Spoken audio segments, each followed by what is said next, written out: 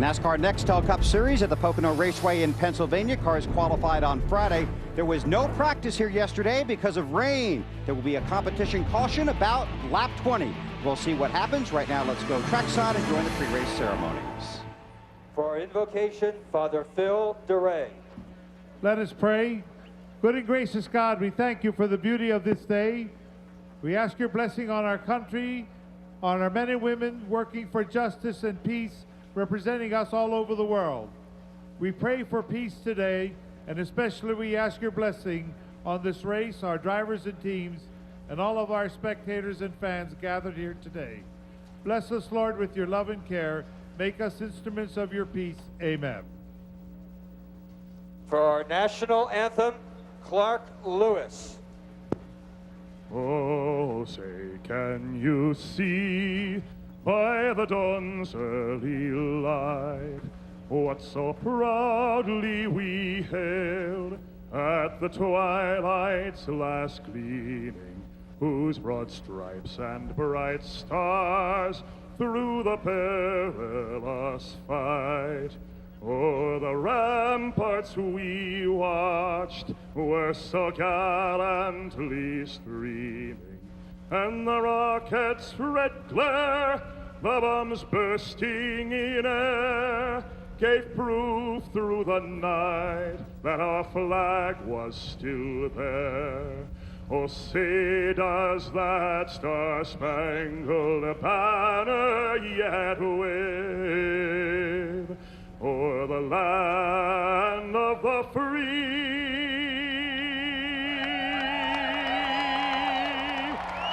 and the home of the brave?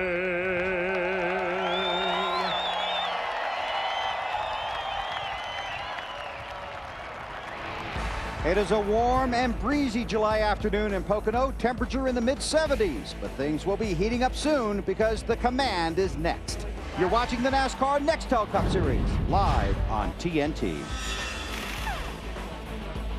Hi, everybody. Bill Weber along with Wally Dallenbach and Benny Parsons. Thanks for having us in for the race. 7 events remain before the cutoff for the chase. About 15 drivers are still eligible. But, Benny, a lot of attention will be focused on 2 former champions, Jeff Gordon and Tony Stewart. These 2 teams of championship caliber, what's their approach at this point? Well, I talked to Greg Zipadelli, the crew chief this morning for Tony Stewart, also Steve Letarte, the crew chief for Jeff Gordon, and I asked that question, what do you guys do? Do you go out and try to win or try to get points? They said for 400 miles today, we try to win. We do our best to win. At that point, when we see how we are, we adjust. If we have a car that's capable of winning, we try to win. If not, we try to get the best position we can for the points available. But Wally, they got to be concerned today about brakes. Yeah, we saw that earlier this year.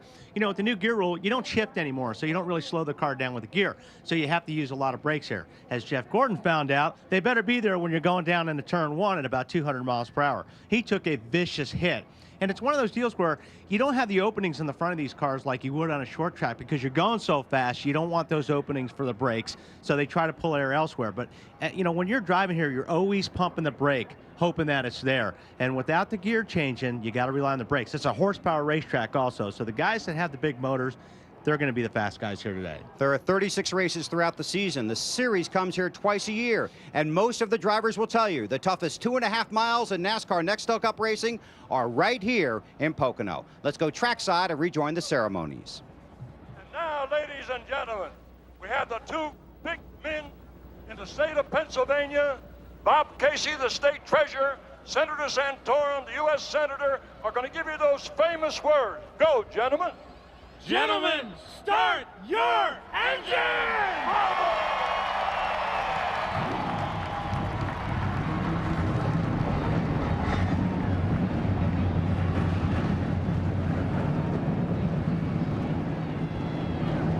43 cars roar to life. Only one driver is 500 miles from victory. Jeremy Mayfield won here in June of 2000 when he started 22nd. Today, he starts 22nd. The starting grid in Wally's world, then the green flag next. Budweiser congratulates Denny Hamlin for his second pole of the season, and he is the defending champion of the Budweiser Shootout at Daytona. We'll see him there in February. And here's the starting grid for today's Pennsylvania 500. Denny Hamlin on the pole. He won from the pole here 6 weeks ago. Ryan Newman starts outside of row 1. In row 2, a couple of young guys on the inside. Casey Kane on the outside. Brian Vickers, who has a great chance to win today. In row 3, three-time Pocono winner Jeff Gordon. Next to Jeff Burton, looking for his first win since 2001. We find the Busch brothers in row 5. Kurt, who won this race last year, and Kyle Busch, who won last week.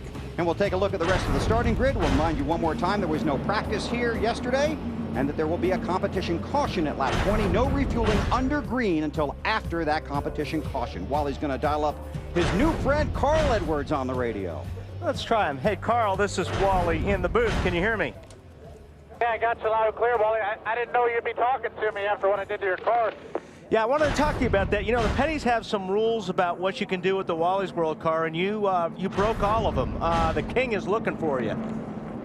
Well, I tell him I deeply apologize, but Denny is such a bad influence on me, man. He just, it was all him. He was telling me, spin it out, spin it out. I said, no, Denny, I don't think we ought to do that. And he wouldn't let me, get away with it. Yeah, the tape showed that. You're absolutely right, Carl. Hey, how about your car today? You got something that you can get up there and race Denny with? Yeah, I hope I can get up there and race Denny. Our Office Depot Fusion's great. We're trying to kick off our back-to-school promotion with a win here. You know, we got to get back to victory lane. This could be the place for us, you know. Well, you know how to get around this place, that's for sure. So good luck today, and you guys, you got that caution at lap 20, but go get them. All right, thanks, Wally, and thanks for having me, letting me drive your car. That was fun. No problem. It'll never happen again, Carl. Good for.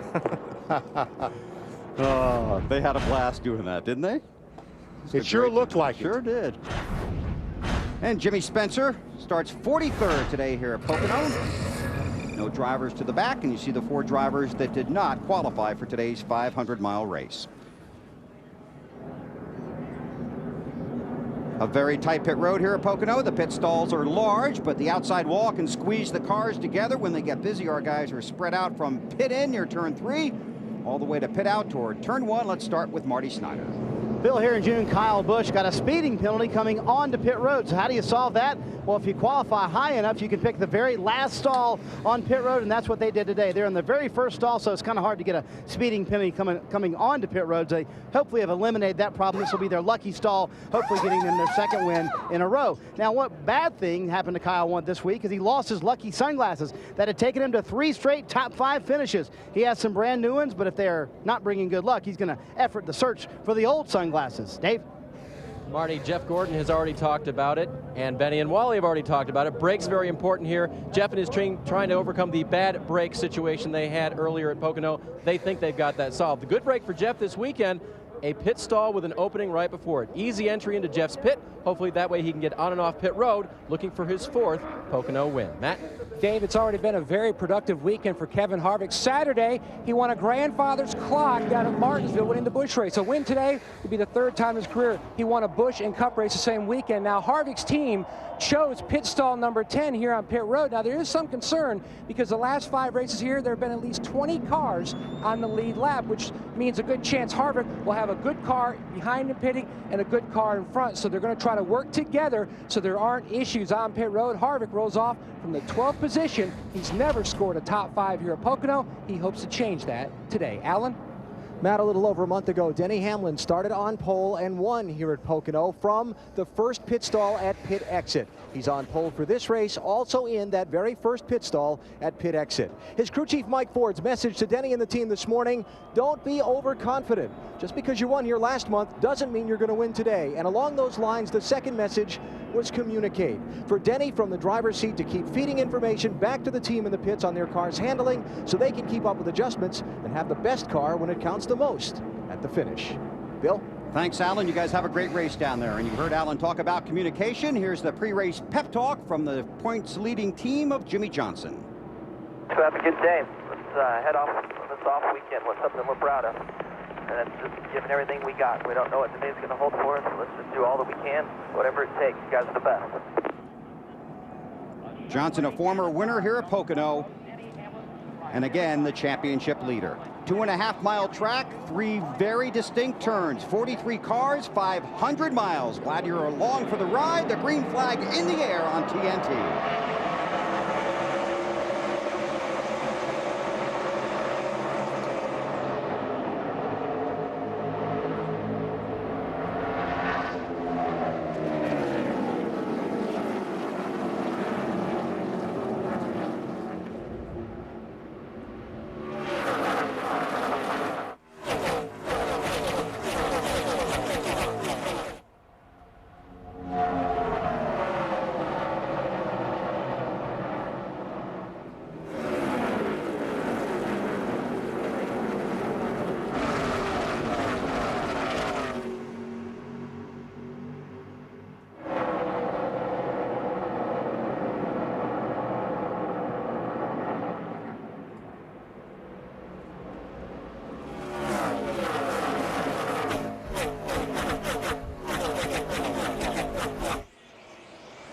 Denny Hamlin leads lap number 1. They head down that long straightaway into that very fast first turn. And it's no surprise that Denny Hamlin was able to get that lead in the tunnel corner. In talking to the crews yesterday, they said that 11 car was by far the fastest car through the tunnel corner here in June 5 weeks ago. Had an amazing... fast in 1 and 2, isn't it? Yeah, I was going to say he's fast everywhere by the looks of it. Really, when you come into the tunnel turn here, if you can be on the bottom, it's a little bit better position to be to overtake the guy. Because if you can be on the bottom and stay on the bottom when you get to turn 3, the inside is really where you want to be in 3. The Busch brothers were side by side there. Kurt in the 2, Kyle in the 5. There's Hamlin, the race leader, Ryan Newman, Brian Vickers, Jeff Burton.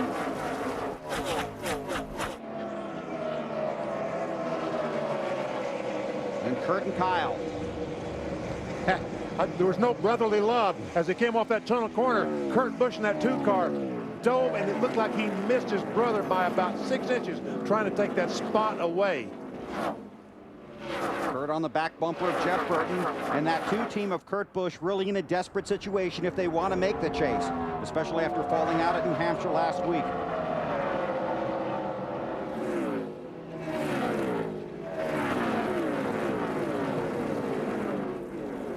Hamlin stretches it out. Kasey Kahne in the 9. Jeff Gordon behind him in the 24. Kahne around Kyle Busch, and here comes Gordon looking to the inside. And once again, Kyle Busch seemed to have some trouble in that tunnel corner and loses a spot. This is for second. Ryan Newman in the 12. Brian Vickers in the 25. A lot of guys talking about the 25 in the garage area this morning, PP. Yeah, I talked to Lance McGrew, the crew chief, on that 25, and he said, we are going to win today, get Brian Vickers his first victory. Really? Marty? And guys, they are so confident in this race car and the setup they have underneath it today. They said it's the same thing they ran here in June. I said, you know, a lot of teams learned something at Indianapolis. Did you put any of that on your race car? He said, nope. Do we have the car to beat here in June except for that 11 car? If we can just catch him, that's the only car I'm really worried about. But I think we have a car, same thing he told you, VP, that can win this race. Pretty even there. Ryan Newman and Vickers in the tunnel turn 2. How's Ryan's car looking there, Dave? Their assessment before the race, Wally, was not good. Talked to crew chief Matt Borland, and he said, you know, I don't know what we have. We really could have used the Saturday practice, which got rained out. We'll see what happens at the beginning. So far, Newman reporting a little bit tight all the way around the racetrack, but they really weren't sure until they got started what they would have. Yeah, it really looked tight there in turn 3 that time. Vickers got a pretty good run on there. It looks like he's tight right there. I'll tell you, the 12 car is going very good down the straightaway, so because even though he was tight off of 3, he was able to stay ahead of Vickers, but I don't think he's going to be able to do it here. Vickers around on the inside. Now he's just got 1 car to catch, but a lot of guys had a lot of trouble catching that car back 5 weeks ago, talking about Denny Hamlin in the 11. And it wasn't a situation where he was out front all day either. Because of the adversity he had to fight throughout the race, he was able to race through the pack and pass everybody sometimes 2 or 3 times. That's right. When he blew the left rear tire, he did some damage to the battery boxes. They had to come in and repair all that stuff, change batteries. So he did have to start at the rear of the field a couple times, but still came back to win. Hamlin leads, Vickers is second, Ryan Newman runs third. Newman comes in off the disappointing finish at New Hampshire last week, a race in which he ran into Tony Stewart and then was hit on the ensuing caution. Here's Ryan's view of his run-in with Stewart last Sunday. Two stubborn drivers, I think. Tony and I got together. I had fresh tires. He didn't. He had a really good fast race car, but unfortunately, my 8 tires were better than his 4. And you know, I talked to him today. We're good with everything. He knows he was racing me hard, and I know I was racing him hard to get back to be only 1 lap down, and that was a difficult situation for us, especially where we're at in points. So we're cool. He invited me to go fishing. We'll be fine. I'd make sure there's 2 life jackets on that boat. So might be a bait problem is what you're saying, huh? An invitation, all right. Ryan Newman still fishing for his first win of the season, and here's the incident he was talking about last Sunday at New Hampshire. Ryan on the inside of Tony Stewart. Ryan really drove it in there hard.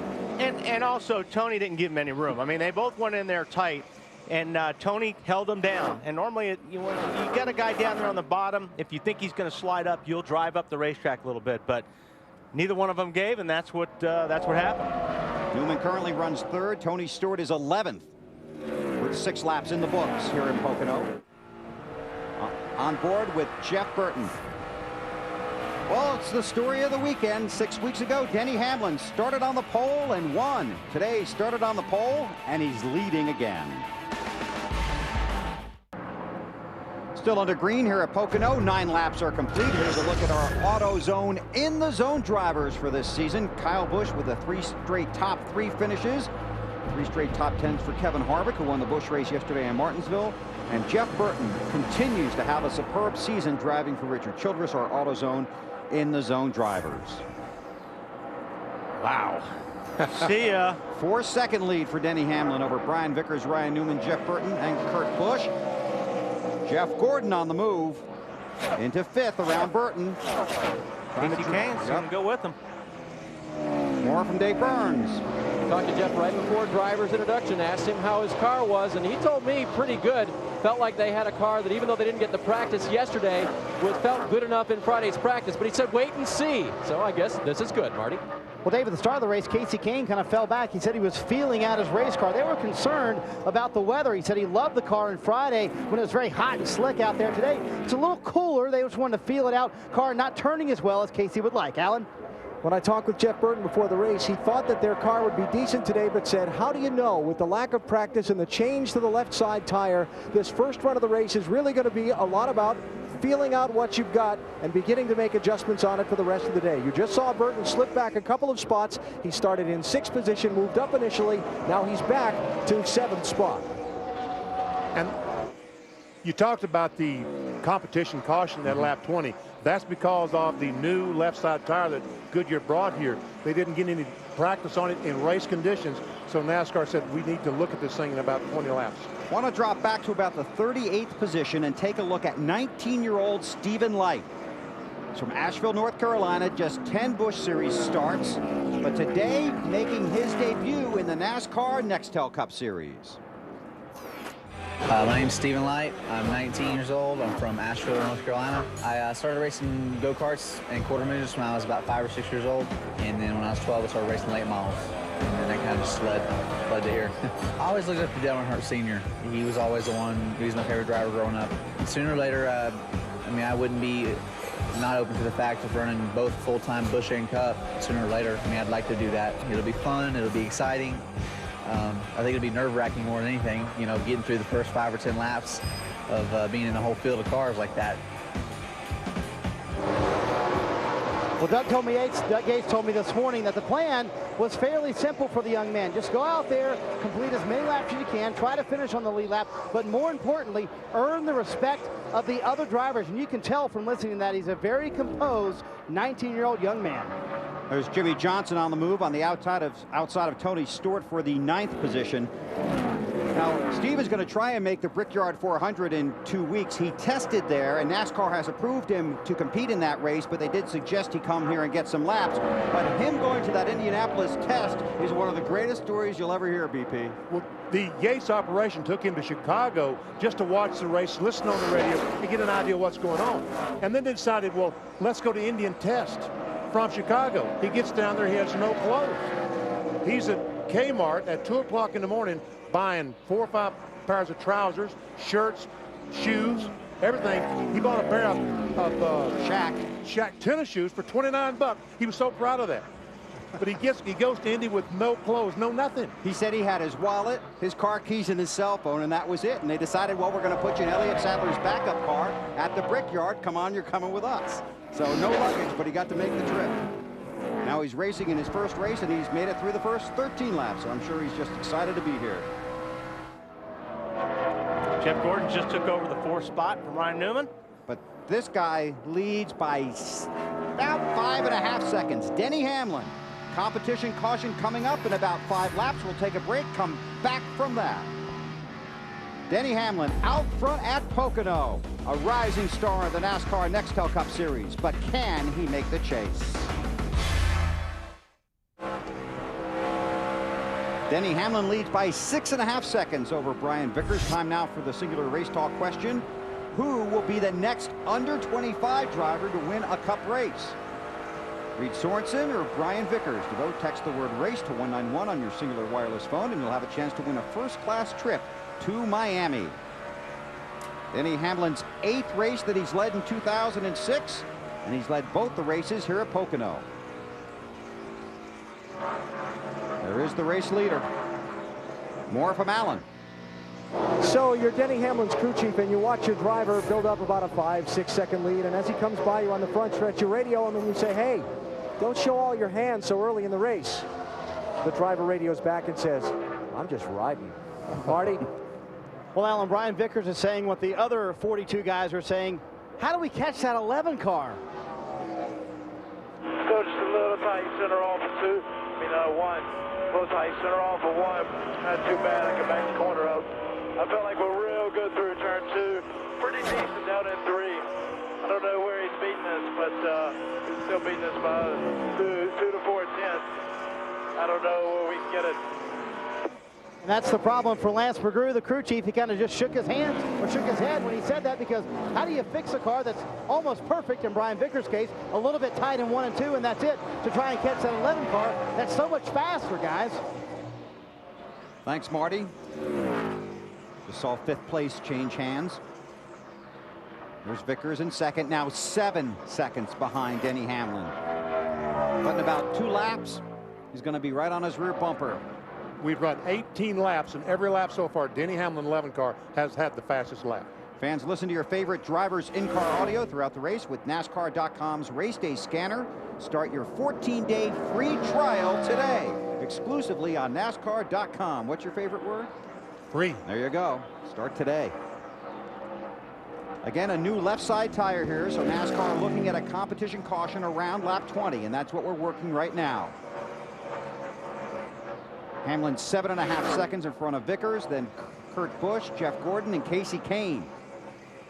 Clint Bowyer's moved his way up to 7th, so he's been one of the drivers advancing forward in the field today. Started 14th. And here comes Carl Edwards. Man, he got such a terrific run off that corner. Carl started 16th, and he's where? 11th spot. Well, he's trying to get 11th from Burton. Allen?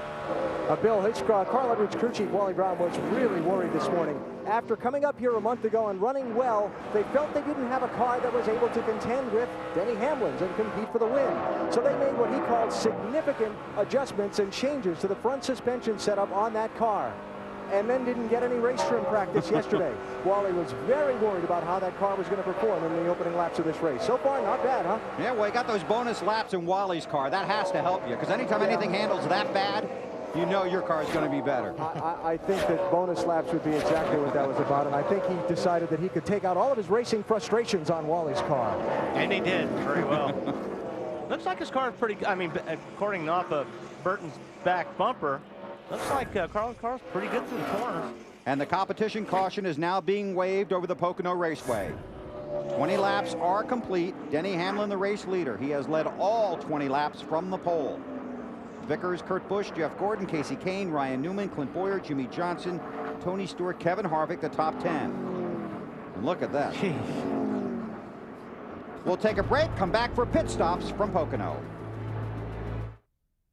The field just entering pit road. Let's go to Marty Snyder. Second place, Brian Vickers said his car is a little bit tight in 1 and 2, half pound in the right rear tire. He's in the middle of your screen, that 25 car. A little concerned with his brake pedal, which he said is soft early in the race, Dave. Bottom of your screen, Jeff Gordon loose in everywhere, tied off everywhere. They make a wedge, a track bar, and air pressure adjustment to try to help Jeff's car. Believe it or not, they are going to make adjustments to Denny Hamlin's car. They've taken a track bar adjustment on the back end and made air pressure adjustments to the front tires.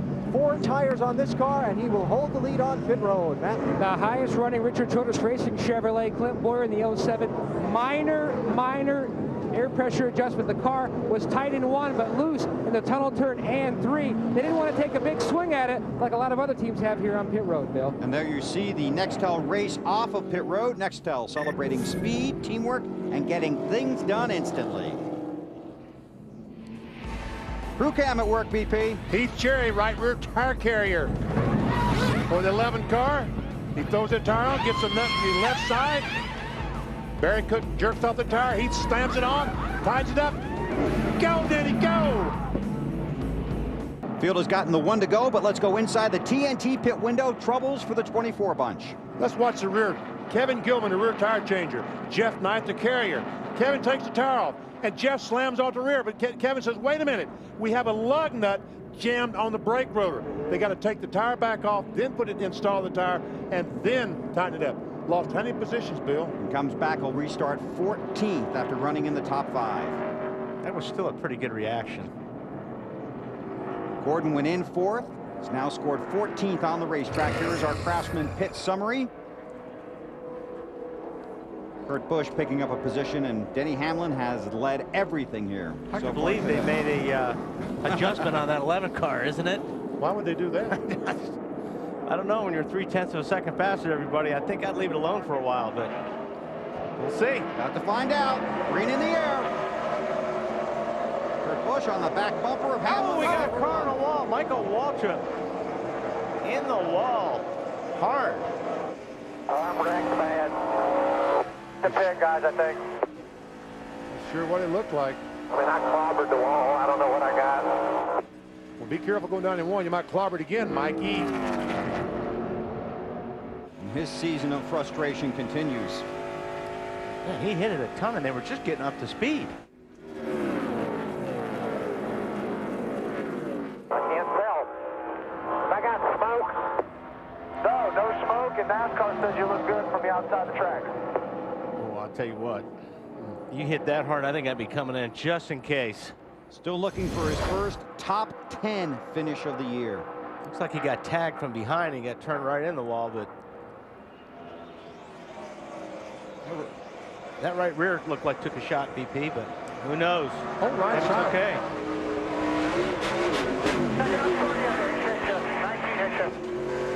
That was Jeremy Mayfield, I think, that got behind him. But it sounded like on the radio. The car in front of him did not get. Michael took off and then backed off, and that's when the 19 ran in the back of him. And you'll have that here, especially because they're so strung out on the restarts. And watch for that late in the race as well. If there's a late race caution, guys trying to get the best restart possible with a handful of laps left. Kurt Busch at least able to keep Denny Hamlin in sight for now. That's exactly what I was thinking. I don't know if they made any adjustments on that 2 car, but if they did, they look awfully good. This is as close as anyone has been in that 11 car, Alan. Well, BP, Kurt complained about lacking front end grip when the race started with the 2 car, but then as that run went on, said it came to him. So no adjustments on that stop other than a quick stop and 4 tires and fuel. Kurt, the defending champion of this race. Boy, that Denny, look at that run off the corner. That helped. That 2 car was getting smaller and smaller. In a hurry. Vickers right behind Busch. Then Casey Kane. Ryan Newman, who started outside the front row, is 5th. Kane in the 9, Vickers in the 25. It's really good to hear the confidence on that 25 bunch, thinking they're going to, because Vickers has really been close. The finishes are not really indicative of how well they have run at some tracks this season. Last week at Loudon, yes, he had a car as fast as anyone. On board with Kasey Kahne, we check with Marty. And Bill, in terms of changes on the last stop for Kasey Kahne, said the front end of the car just was not working on that first run. They took a half-pound out left rear tire. They also took a round and a half out of the left rear in wedge. And Kasey came on the radio 2 laps in the run, said, guys, car already a lot better. Lots of speed down here. Very fast racetrack. And very rough, too. Very rough. 190 miles per hour getting into the tunnel turn there. And you're coming up on turn 3. When you're sitting in the race car, it feels like it's flat as a board. Really? Yeah. It feels like it's even banked to the right when you're sitting in one of these cars. I couldn't believe going around in a rental car the first time after I've driven here so many times going, I can't believe there's this much banking over here, because it doesn't look like it when you're racing.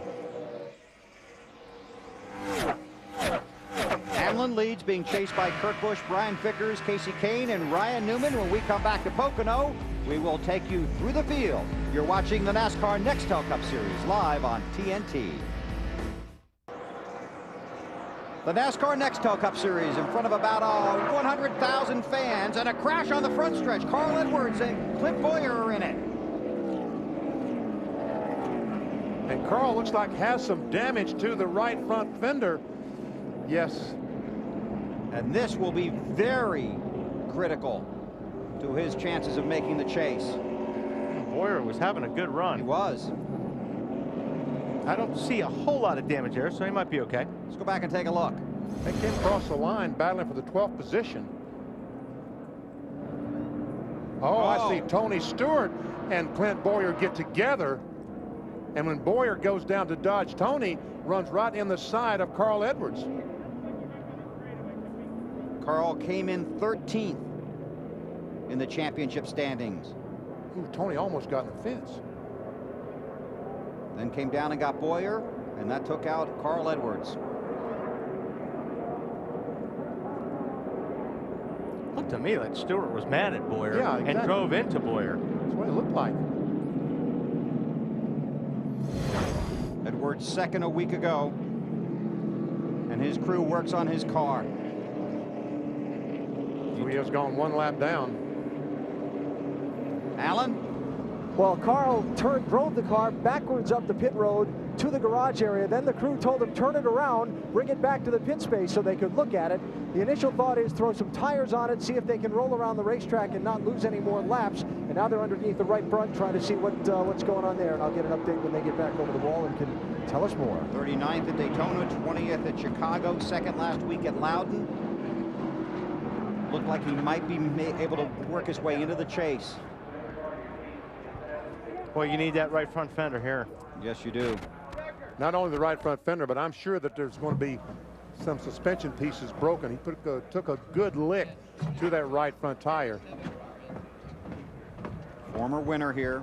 Yes, sir. Get the tire on it. Let's get out there, make a lap. Let's get the shit ready. We can come back in and pop it or something on there. Let's go, guys. We apologize for that language on the radio in the heat of the battle.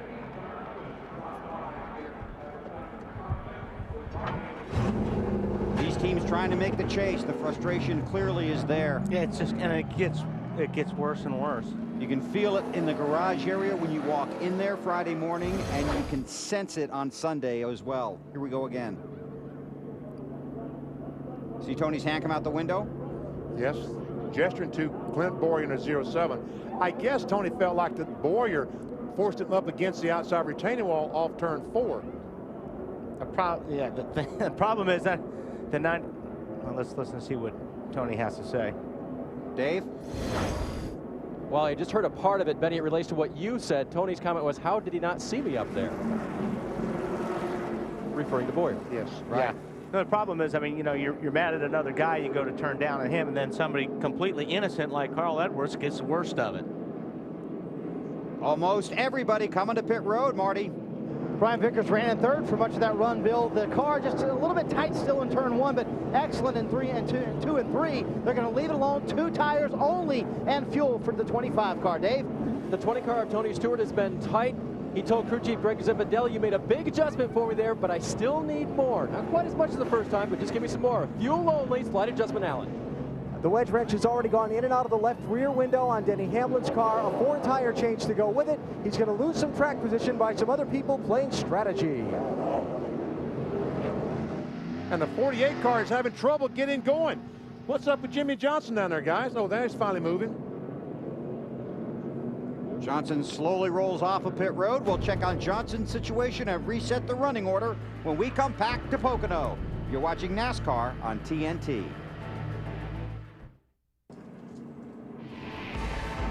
NASCAR Next Hook Up Racing from Pocono Raceway on TNT. Brought to you by GM, same company, new tune. By Subway Restaurant, Subway, drive hard, eat fresh. And by Allstate, official insurance sponsor of NASCAR. Ryan Newman, Jeff Gordon, Mark Martin did not pit, but a developing story with the 20 of Tony Stewart. He has been black flagged for rough driving. Yeah, here you see him on the outside. He feels like he's getting squeezed up by Bowyer. You'll see his hand come out the window. He's mad. He turns into Bowyer. Unfortunately, Bowyer spins and takes out an innocent Carl Edwards. You know, and the thing about it is here, you know, Tony Stewart drives the car as hard as he can every lap. You know, you drive with a lot of passion, and you're mad at a guy. There's no question about it. But man, you've got to keep your head, especially this time of the season. The only guy that's going to take himself out of the chase is Tony Stewart. Got to let this stuff go sometimes, and because now this is going to cost him. He's going to go a lap down. Dave Burns. Well, Tony Stewart is on pit road to serve this penalty. Greg Zipadelli has been having a very, very heated discussion with the NASCAR official down here. I've never seen Greg Zipadelli as mad as this. He looked immediately back to last week, an incident where no drivers were penalized in Loudon, New Hampshire, where his driver was involved with Ryan Newman. And but guys, I've never seen Zip this mad. They're going to put 2 tires on the left side while they're here. They took 2 on the last stop, and he'll have 4 matched fresh tires, but not happy at all down here. Being held for a 1-lap penalty, and Tony will not be eligible for the lucky dog because it's a penalty from NASCAR. He didn't lose the position on the track. He will have to earn it back, but he will be able to double up on the restart. 1 to go when they come back this time. Kyle Busch, the 5 car, they change front shocks, then too fast exiting pit road. He will have to restart at the end of the longest line. They continue to work on the 5 car of Kyle Busch. Under caution here at Pocono. We'll come back for the restart. You're watching NASCAR on TNT. Another look at this incident between Tony Stewart, Clint Bowyer, and Carl Edwards. We see him coming off the corner. There, the black car, Bowyer. He forces Tony Stewart, the 20 car, up the racetrack. But as he comes off 4, he gives at 3. He gives him room. Tony barely touches the wall, but he is upset, Wally. Yeah, and my point being is that I would have been mad at Bowyer too, but I think I would have let the shaking my fist out the window be enough, because this penalty could have been avoided if he would have just shook his hand, you know, been angry and moved on. Unfortunately, he took it a little bit farther, and he's paying for it. Well, restart inside, 1 lap down, currently scored 41st. Ryan Newman, Jeff Gordon, Mark Martin did not pit. A number of other drivers used a variety of strategies to try to get forward in the field. Denny Hamlin restarted 10th. Well, we know this 11 car of Denny Hamlin's is awfully fast out front. Let's see how he does back in traffic. 7th race Ryan Newman has led here in his 10 starts. And the 8th race he has led in 2006. Started outside the front row. Vickers to the inside of Martin. Sets his sights on the 24 car. Jeff Gordon right in front of him. And we'll just remind you that Tony Stewart has to race his way back onto the lead lap. He's not eligible for the lucky dog because he did not lose the lap in competition. Dave. And guess who was just told that? The leader, Ryan Newman. Ryan, be aware, the 20 has to race his way back onto the lead lap. You mean his fishing buddy, That's Dave? Right. Oh, boy.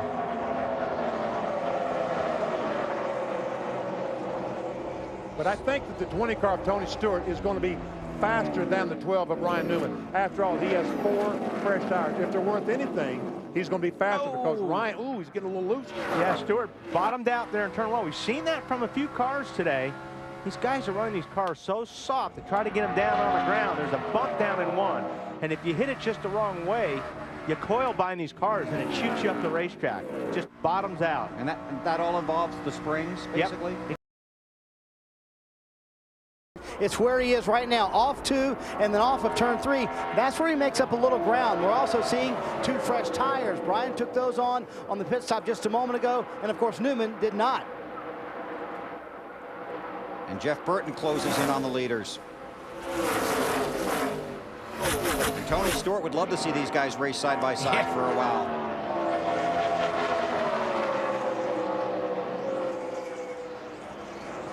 There's Stewart at the tail end of the lead lap. Newman, Vickers, Burton, Jeff Gordon, Matt Kenseth at the top 5. This is for the lead. Wow. Good stuff right here. Burton's been watching this, trying to decide what move to make.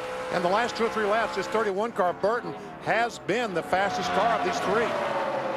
As a matter of fact, the fastest car on the racetrack. I don't think Jeff is just really trying to force the issue here. I think he's kind of waiting to see what happens between Vickers and Newman. And Jeff Gordon catching up to the pack. We watch this and check with Dave Burns. And Bill, Greg Zipadelli's driver, Tony Stewart, was assessed a pretty severe penalty. Zip, what do you think about that penalty? Hey, it's you know, it's their call. We'll just we'll take our lumps here. We just need a caution. We got a really good race car. We're running faster than them guys behind us now. So if we can do that for a fuel run, we should be in good shape. You were very calm back to Tony. How's his demeanor right now? There's no sense getting upset. We got business to do. We just got to suck it up and get it done. It's a long race here at Pocono, and that's kind of the way they've been talking about it, guys. Thanks, Dave. Vickers still trying to get the lead from Ryan Newman, while Jeff, Burton, and Gordon watch. And one more note on Zipadelli. He is ill, really, really sick. I walked by the truck this morning. He was laying on the couch, and as a matter of fact, got up from there and went to his coach and laid down. Really under the weather. Burton takes a spot, very strong. Maybe Vickers said, I can't get by him, you try. I don't think he said that. No. Okay. Well, he went, wow, very strong as the 31 went by. Well, now he's got his teammate Jeff Gordon behind him, so the 2 Hendrick cars run 3rd and 4th. 17 car coming in the picture, Matt Kenseth. And then Harvick right behind him. He's going to have about a 6-car race here. Jeff Burton down the front stretch trying to get the lead from Ryan Newman as they head for 1. And like you said, Bill, this is all good stuff for Stewart. Stewart is putting a lot of distance between these guys now because they're racing so hard with each other. Jeff Burton out in front of Ryan Newman with 44 laps complete. 17 career wins for the 39-year-old from South Boston, Virginia. But his last victory came 167 races ago. Jeff Burton leads, still under green here at Pocono. Burton by 1.6 seconds over second place Brian Vickers, but there is a ton of racing going on around this 2.5-mile track. Look at this pack. Yeah, they were 3 wide just a second ago going into the tunnel turn. These guys have been glued to each other's bumpers, trying to find a way around. We see the 11 car of Denny Hamlin, and watch this. He's going to the outside. That's how well his car is handling. He's going to the outside of Jeff Gordon to go by. Now he should get a pretty good run here, BP. Ryan Newman in that 12 car led 11 laps, but he's going the wrong way. He didn't stop under our most recent caution. Jeff Gordon did not stop either. He has old tires. So Hamlin in the 11 and Kevin Harvick in that 29 car moving forward. There's Hamlin, the pole sitter, looking to get under Newman. And Martin Truex Jr. up to 8th. More on Hamlin from Allen. Denny Hamlin made his first really negative comments about his car all day just a few laps ago, Bill. Said that the front end was sliding a lot off of turn number 2. When he made that outside move you saw seconds ago, his spotter Curtis Markham, himself a very successful race driver in the NASCAR Busch Series prior to his spotting job, said that was a smart move. Marty? Alan, Martin Truex Jr. has had a smart race. He's raced his way into the top 10 in the car. Very impressive. You know, he told me this morning, you know what? We raced well here in June. We just had the finish to show for it. Had a bad pit stop at the very end of the race, but the same car today. He said, you know what? We're going to race in the top 10 so far. He's proving us right. Started 10th, running 8th. Marty, have you been able to check on what Truex did on his most recent pit stop? They took 2 tires, Bill, and that was one of the reasons they got track position, but they did run in the top 10 before that, so they took 2 tires on the last stop. Thank you, sir. Denny Hamlin restarted 10th on lap 37, is up to 5th.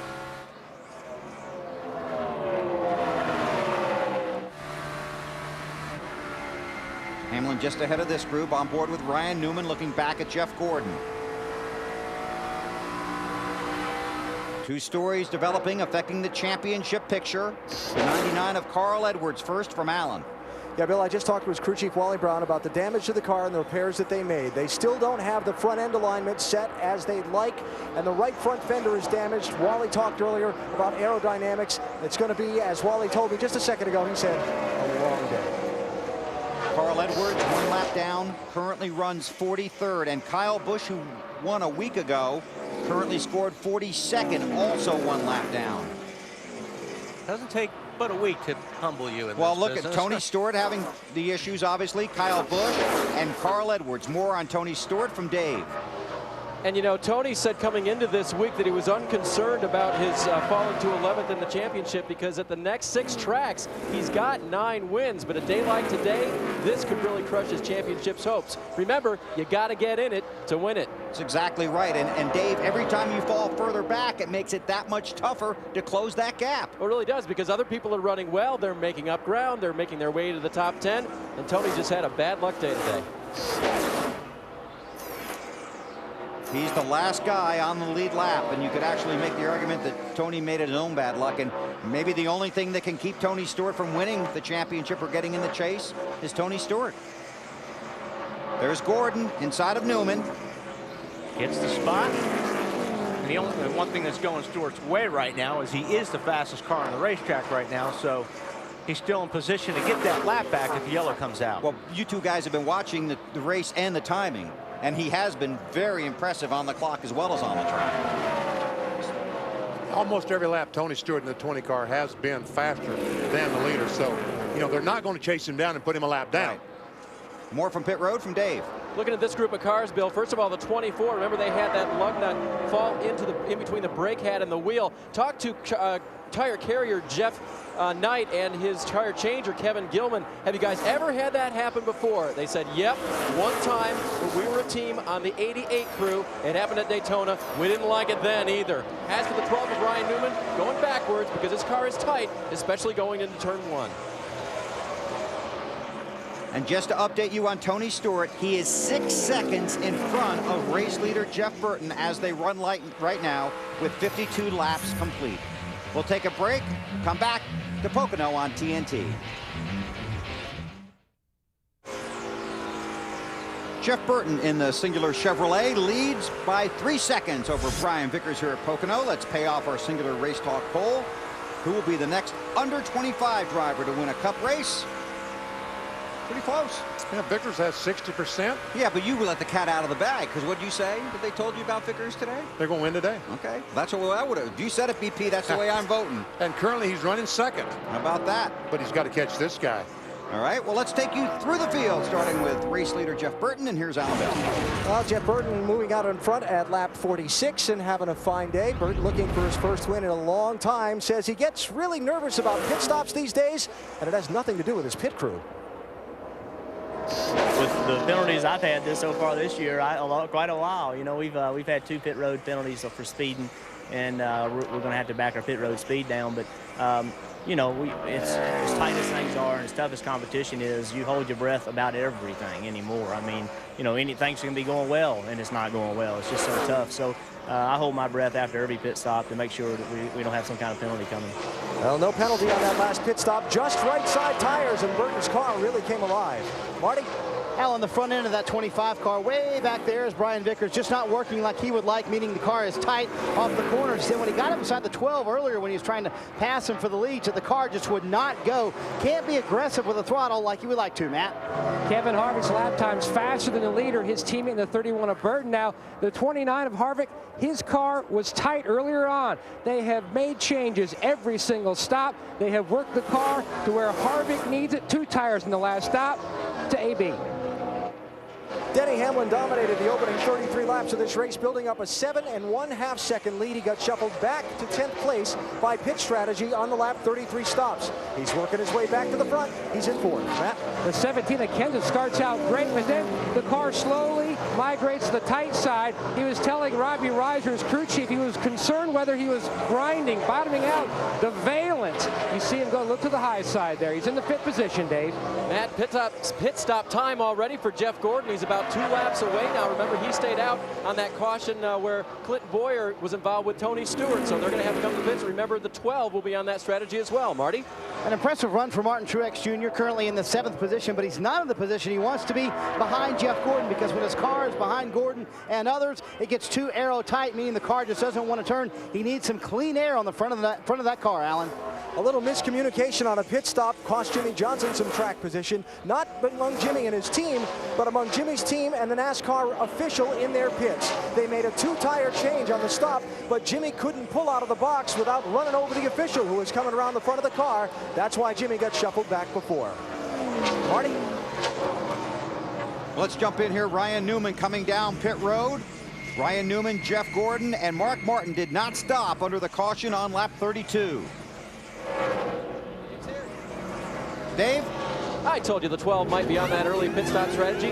They're going to raise the track bar 3 rounds. Remember, a tight race car. Also make an air pressure adjustment. Put some tape on the grill just a little to try to help Ryan's car turn. 4-tire stop. And he is not going to go a lap down. As he comes down pit road, almost to the exit of pit road, off turn 4 comes the leader. So it looks like that Ryan can easily stay in front of Jeff Burton.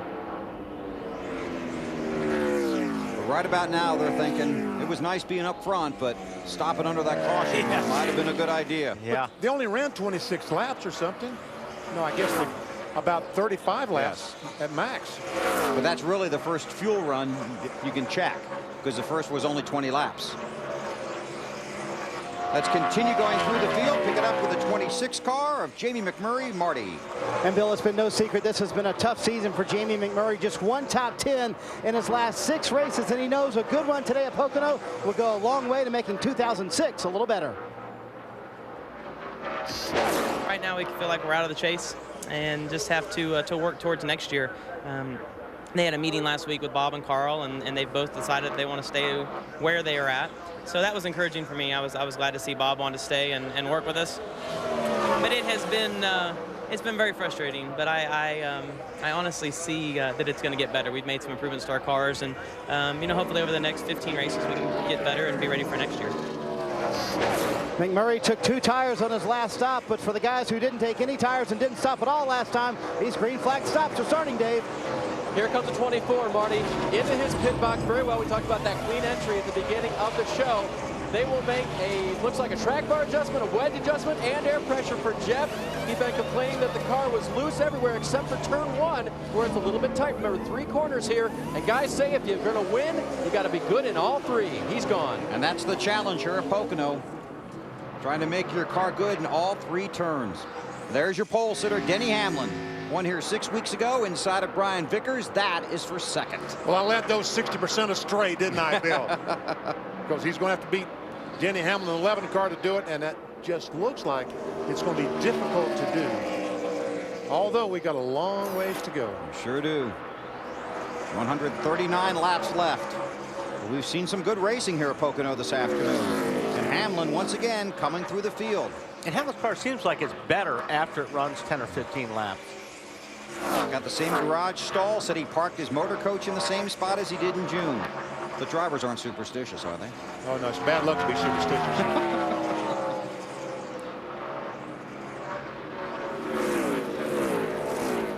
Gonna drop back, looking for Dale Earnhardt Jr., who has made his way into the top 10.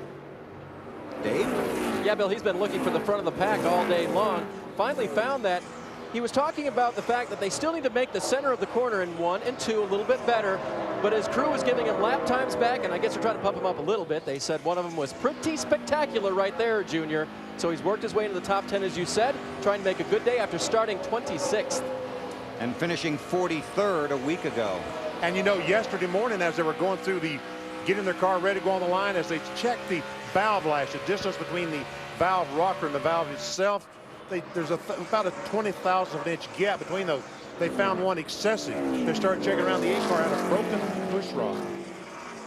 So they found it. They changed all the push rods, and hopefully he'll run 500 miles today. This on the heel of a broken timing belt last week at New Hampshire. So this week at the shop, the guys went through literally hundreds of timing belts looking for part numbers, manufacturer dates to make sure they didn't get a bad batch of timing belts. Then they redesigned or improved the way the timing belt goes around the pulleys in the car. I don't understand how that little piece of rubber drives that camshaft anyway. Yeah, This is for third. Kevin Harvick behind Brian Vickers. Vickers must have just been really losing the handle on this car all of a sudden. It's just getting tighter as the fuel burns off.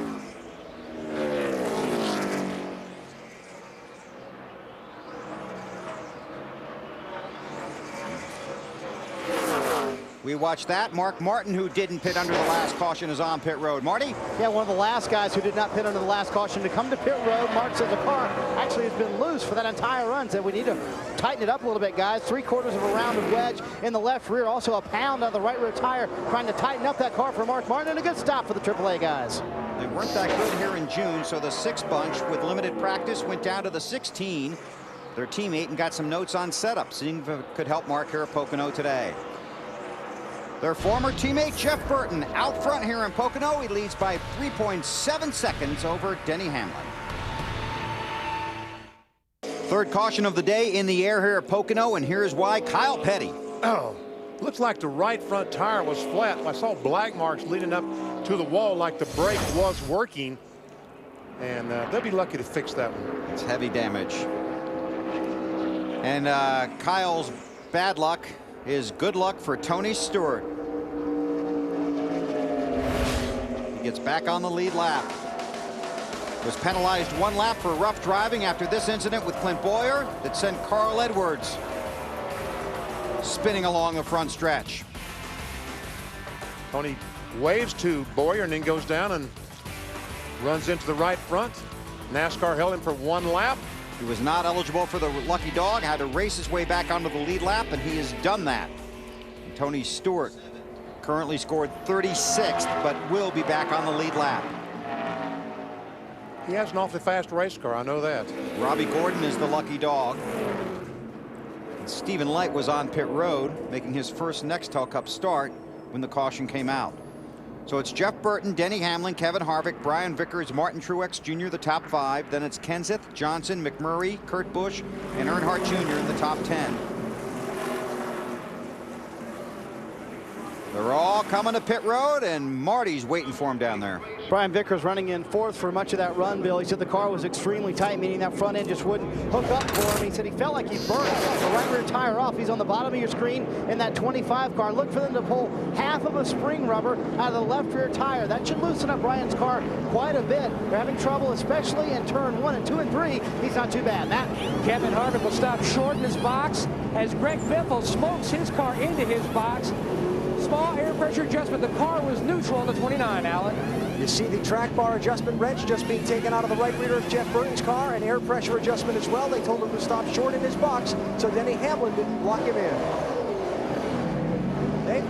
Dale Earnhardt Jr. on and off of pit road, a clean getaway after a 4-tire stop up on the track bar. Just 1 round for a car that was just a little bit tight. Bill? And Denny Hamlin wins the race off of pit road. There's some damage to the back of the 20 of Tony Stewart's car. Take a look here on pit road. He's coming down pit road, and is that Carl Edwards that did that? Carl Edwards was behind him. Another look. I think Carl's going to be sitting for a lap now. You think? Mm-hmm. We'll find out.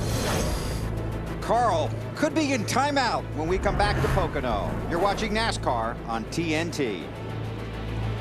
A lot of work by the over-the-wall guys on the Home Depot Chevrolet of Tony Stewart after contact on pit road from Carl Edwards.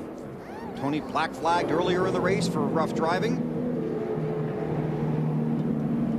See Carl Edwards trying to line up the front end on that car. Here's Carl Edwards going in the pits behind Tony Stewart. And you get to pit road, and that's just what we call payback in this business.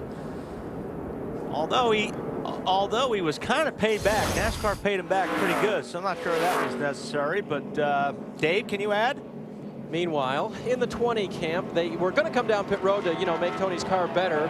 And before all this happened with Carl, Tony had made his apology to the team, realizing that what he'd done earlier with Clint Bowyer was his fault. He said, guys, I apologize. I will make this up to us today. I don't think he meant by contact. I think he meant by racing hard. He's still got a chance to do that, but not if he keeps getting spun out on pit road. Black flag, car 99, Carl Edwards. You predicted that, didn't you, Wally? I kind of saw that coming. But, hey, I think NASCAR's done a good job today making these kind of calls. I mean, they don't want, we talked about payback a couple of weeks ago after Chicago. Right. And they certainly don't want, want this kind of stuff happening. And I think, what Tony did, Tony realized that he blew it, and he's taking responsibility for it. But now Carl doing what he did, I mean, especially after NASCAR gave him a penalty. Here's what happened earlier. Tony Stewart comes off the corner. Clint Bowyer, 07, kind of forces Tony up. Tony doesn't like it. He goes down, hits the 07, who goes down, runs into Carl Edwards. That's what caused all this to start with about 40, 50 laps ago. Okay, so they penalized Tony. They held him a lap. And the same thing here. Aggressive driving penalty, Carl Edwards. So Carl Edwards comes to pit road. A lot going on here at Pocono. We'll sort out the running order. Jeff Gordon, Ryan Newman did not pit under this caution. They'd already been on pit road under the green. The field is coming to get the green flag here at Pocono from the Busch race yesterday in Martinsville. Kevin Harvick and Clint Bowyer teammates in a no passing zone at the close of the race. Harvick got the victory, and he's the championship leader after 21 races this season. Going back to green, Jeff Gordon, Ryan Newman, Mark Martin did not pit. Denny Hamlin restarts fourth. A lot of stories to tell you about. Carl Edwards had to restart at the rear of the field because he also pitted too early in addition to his black flag penalty for aggressive driving. Edwards not eligible for the lucky dog. He's put himself in a very bad situation by spinning Tony Stewart out on pit road. Meanwhile, up front for the lead, 3 wide. Newman to the outside, takes it. Whoa, Denny Hamlin all the way to the bottom, and he's going to pick up second spot doing it. Kyle Busch in the 5 cars a lap down. Now, usually, we've seen earlier, Hamlin's car has not been very good until 10 laps, 15 laps on tires, but we'll see if that has changed since this last pit stop. NASCAR has warned the drivers of the 20 and the 99 cars to settle down on the track. Tony Stewart and Carl Edwards have both been black flagged today for aggressive driving. I was just going to say, it doesn't look like it's going to take 10 laps. And you wonder how Jeff Gordon and Mark Martin, how they're up front. Well, they pitted earlier. You do not lose a lap when you pit here at Pocono if you're within 10 seconds of the lead. If they were, they made their pit stop. When the caution flag fell, they just stayed on the racetrack. That's what they're doing up front. Now, their tires are not as fresh as the guys that pitted. We'll see how that plays out. Here comes Hamlin in that rocket ship. The amount of parts those jet engines, FedEx, those 737 jets maybe. Acts like it. They'll be looking for that in post-race inspection. Thank you very much. Alan? Bill, the pit stop for the 11 car, obviously an excellent one since they got off the pit road first among the cars who stopped. They backed up on one of the adjustments they made to the car earlier, getting it a little closer to the way it was at the start of the race when he was leading by lots.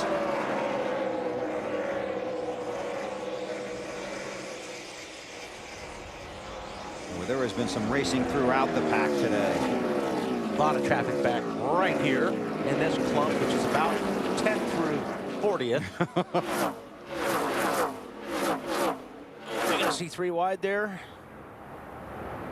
Battle for second spot. Here comes Jeff Burton in that 31. He has been about the only car today that looks like he might be able to run with the 11 of Denny Hamlin. On board with Kyle Busch. He lost a lap when they decided to change shocks. Yeah, when your car's handling that bad that you change shocks during a pit stop, it must have been terrible, Dave.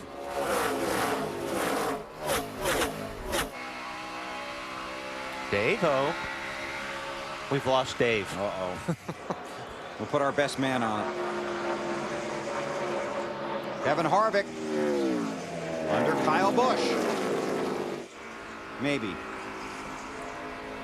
I think Kyle's obviously just trying to hang in there and try to get that lucky dog if the yellow comes out. He doesn't want to be in the way, so to speak. These guys are all racing for positions, but he doesn't want to just give it all away and then wind up being in a position to lose that spot. I'll tell you, these guys work so hard at the shop all week to get the cars ready. Then the crews come to the track. The guys in the garage work for 3 days to get the cars in perfect condition. And it's the 7 guys over the wall that represent them throughout the race. And here are the guys getting it done on pit road for Denny Hamlin. Mike Ford, Morristown, Tennessee. Blake Hoagland, Mount Ayr, Iowa. Donnie Brown, Wilkesboro, North Carolina. Chris Webb, Manassas, Virginia. Heath Cherry, Belmont, North Carolina. Barry Cook, Concord, North Carolina. Scott Wood, Liberty, South Carolina. John Eicher, London, Kentucky. The big crew for Denny Hamlin. And he's out front, but there is a ton of racing going on behind him. See Harvick in the 29 car trying to get on the inside of the 12. Ryan Newman does. Almost. 12 car's got some horsepower. Did you say that? I think I mentioned that a couple times today. Jimmy Johnson falls in behind the 24. Caution flag is out. Caution on the speedway, debris on the front stretch. The 5 car, Kyle Busch. Will get back on the lead lap. Yep.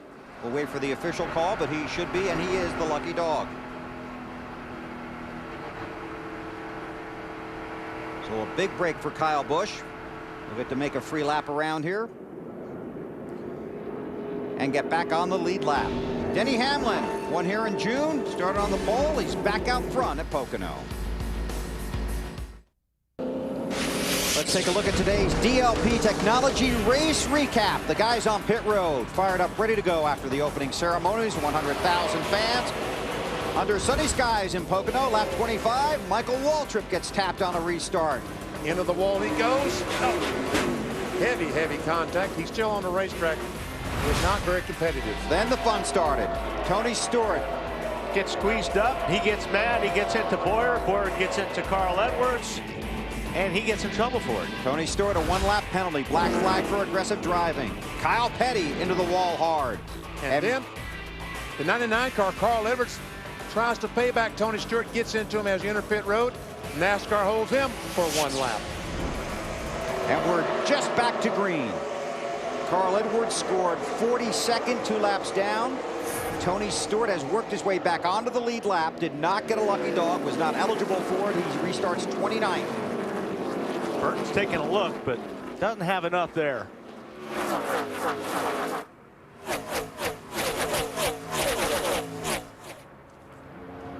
A couple of these guys right there are a lap down in the mix. Carl Edwards in the 99 being one of them. David Stremian 40 being another.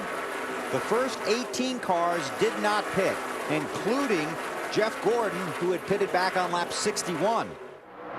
We'll have to see how that plays out for him. Yeah, I don't quite understand. He'd run 15 laps, which is about 40%. About 40% of a pit of a run. Dave, why didn't they pit? Car running well, Benny, and a lot of guys up and down pit road were talking about having not reached the pit window yet. They wanted to go 6 or 7 more laps before they started making those decisions on how many more stops would we have to finish out this race. So they will probably have to come in around lap 93 or 94. Thing is, don't you want to capitalize on a yellow like that? The only advantage is that you don't get lapped when you pit here. That's the only advantage. Right. It's going to be interesting to see how that strategy plays out. Yeah. Very interesting. And if they pit now, they obviously would have to go to the end of the line where they've got to race their way back through 25, 30 cars. Well, actually, since where they were, Gordon probably would have come out about 19th. And all those cars that stopped still would have been behind him. I guess he thinks 5th's a whole lot better than 19th. It is until you need fuel. Gordon runs 5th. His teammate Jimmy Johnson, the championship leader, is 6th. Then it goes back to Kurt Busch, Brian Vickers, Jamie McMurray, and Mark Martin. More from Alan Bestwood. Bill, talking about Jimmy Johnson, and you guys up on the tower had noticed a couple times in turn 1 his car would bottom out and maybe shoot him up the racetrack a little bit. I talked with Chad Canals, his crew chief, under this caution when we had a quiet moment. He said, no big deal, just the roughness of the racetrack down there. He said, we have a top 5 car. We don't have anything for that 11 yet. That's a big club that doesn't have anything for the 11 car. Yeah, I guess there's, what, 41, 42 of them? Ryan Newman in the 12, Kevin Harvick in the 29. Battle for third. Yeah, you're on the straightaway now. Boy, that 12 car does. Horsepower? Lots of horsepower. That's your friend here at Pocono. These straightaways are so long. You come off the 3, you're kind of lugging it off the 3, and man, it's all motor down the straightaway. Matt? Bill, what a run for Kevin Harvick in the 29 car. Now, he dropped back to 15th earlier in the race. He brushed the wall. They pulled that out in his first stop, and he is solid in the top 5, currently running 4th. His car neutral, just a tick on the tight side, but a very strong run for Harvick, who's never scored a top 5 here. Thanks, Matt. You saw Kurt Busch pick up the position under Jimmy Johnson. And just behind this bunch, there are some guys that think you can race 3 wide at Pocono. Well, they did a pretty good job of it. They did. They did. They really did. Vickers runs back in 8th.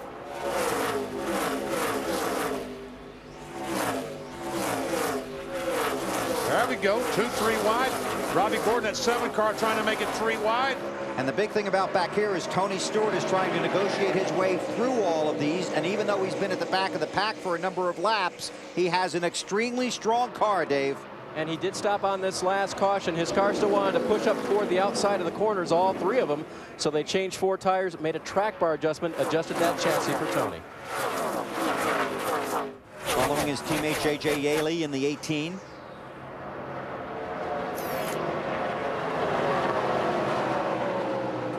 Big jump for Harvick as here. 3. And these have really changed a lot throughout the day. And with 117 to go, they'll change some more. Hamlin has jumped up 3 spots from 12th to 9th with that terrific run he's had today. Wow. Biffle 36 points behind Jeff Gordon. And Good Stewart's, tight racing right there. It's just terrific. It's back for about the 19th, 18th position. I saw Jimmy that Tony Stewart was only about 74 points out of 10. Well, as fast as his car is, it looks like he can race his way up to the 10th spot. Ooh, the 12th car backs off to let Gordon go, and he has no choice to let Kurt Busch go as well than the 2. That's his teammate. 12 and the 2, both Penske cars. Here's Kurt under the 24. Busch on the move, Alan. Yeah, getting this thing rolling. I talked with his crew chief, Roy McCauley, just as this restart went green, Bill. I asked him, they've been talking back and forth on the radio between Kurt and Roy about getting off earlier in the race. And I said, what were you talking about? The car's handling? He said, no, our pit strategy. On the lap 33 stop, when a bunch of guys didn't pit and a bunch of others took 2, they took 4. It cost them their track position. They've been trying to dig out of that hole ever since, now up to 4th. See, Denny Hamlin did the same thing. He changed 4 tires, but his car is so fast, he was able to fight his way through all that traffic. If your car is just about average like Kurt Busch's is, it's a struggle to get back to the front. Got around Gordon. But he's got that track position in case the yellow does come out and erases that 5-second gap between him and Hamlin. That's right. Long way to go in this race. Kurt Busch comes in off the wreck last week in New Hampshire. There's a 43 of Bobby Labonte and the 16th of Greg Biffle. This is back around 13th, Matt. Bill, he started the day 66 points out of 8th in the championship standings, but it has been a struggle for Biffle today. Currently running 13th, like you mentioned. The water temperature had climbed to 250 degrees earlier. They took tape off the grill. Now he says he just cannot drive around other people. One point, he's almost wrecking. The car is so loose, and then it just goes super tight. Dave? Matt, a good run for Bobby Labonte right in front of him. They've been mainly fighting a tight race car all day, like a lot of other people. Up off the corners before was his last complaint. They stayed out on the last caution. Would like to make some more adjustments at their next opportunity, Bill. Thanks, Dave. Denny Hamlin is the race leader, but listen to this. Tony Stewart restarted 29th on lap 80. He's gained at least one position each lap. Tony Stewart trying to work his way back to the front here at Pocono.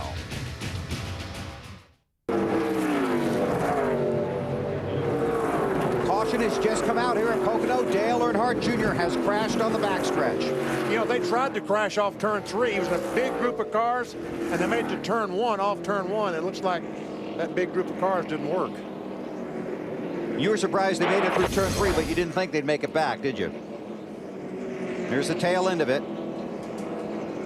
Can't tell if there's contact between the 22 of Blaney and Junior or not.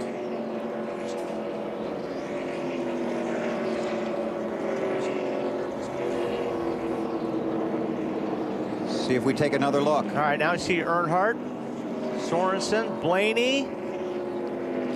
And it looks like Blaney's going to tag Earnhardt. I think he was trying to, they were going straight there. I think he was trying to bump draft him, but it picked up the rear of Earnhardt's car and it turned him sideways, and there was nothing Junior could do about that. Let's go for a ride on board. This is Kyle Busch. Oh, man, that was close. There you go. Now on board the Budweiser Chevrolet. Yeah, see, all it did was he was trying to bump draft Junior. When it picked up the rear of the car, it just turned the car a little bit to the right. Not a whole lot you can do when you're a driver when your rear tires come off the ground like that. And Junior was talking to his crew at the point of impact. Got wrecked. Dave. You heard part of that. Junior's comment was, I just got wrecked because I can't get up off the corner. He knew he was slow, and he was apologetic because, you know, he knew he got run into, but he wasn't really blaming Blaney. Well, finished 43rd last week in New Hampshire. Oh, this is tough, man. I'm telling you what, you know, a couple weeks ago, Junior was feeling pretty good about where he was in points. And then that's the thing about this chase right now. These next few weeks are crucial. You can just lose so much ground by having a couple of bad races. And a few big winners here with this caution coming out. More on that in a moment. Let's go down to pit road, Marty. Brian Vickers continues to struggle with a tight race car, Bill. He's falling back into the back half of the top 10. They're going to go up one round on the track bar, put a half pound on the right rear tire. Still trying to loosen this car up, especially in turn 1, Dave. 4 fresh tires for Jeff Gordon. Track is changing a little bit according to Jeff, so they're trying to chase a little bit. Car was a little loose. They're going to make an air pressure adjustment for Jeff. Matt. Kevin Harvick said his car is great. All he needs is a tear-off pulled off the windshield. No changes. The car is really hauling the mail, says Harvick, AB. Head-to-head race for the lead between the Denny Hamlin and Jeff Burton pit crews. It will be Team 11 winning the race off pit road. 4 tires this time. And a mad dash right behind him. Plus 16 spots. You think they use a pit strategy there for Casey Mears? Fuel only, maybe? All right. BP, how about some crew cam action for you? All right, Heath Cherry. Barry Cook changed his tire. Heath Cherry has a tire in his hand, the new one. They jerk it off.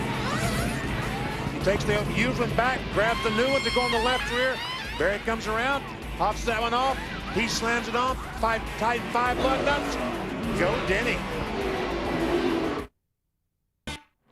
Still under caution here at Pocono Raceway in Pennsylvania, where Dale Jarrett did not pit, and he is scored as the race leader. Caution out for Dale Earnhardt Jr., involved in a crash on the backstretch. He's currently scored 42nd. Last week, listen. Timing belt broke on the Bud car. They raised the hood, but it's inside. They can't fix it. Finished 43rd last week, and here's just a few laps ago. Yeah, this week just going down that chute. Dave Blaney tries a little bump drafting, but pulled the rear wheels off the ground and it turned Junior's car right, left, and then into the wall right again. So as they run right now, under caution, with 110 to go, Dale Earnhardt Jr. is 11th in the championship standings, 4 points behind Greg Biffle, and Tony Stewart would be 12th.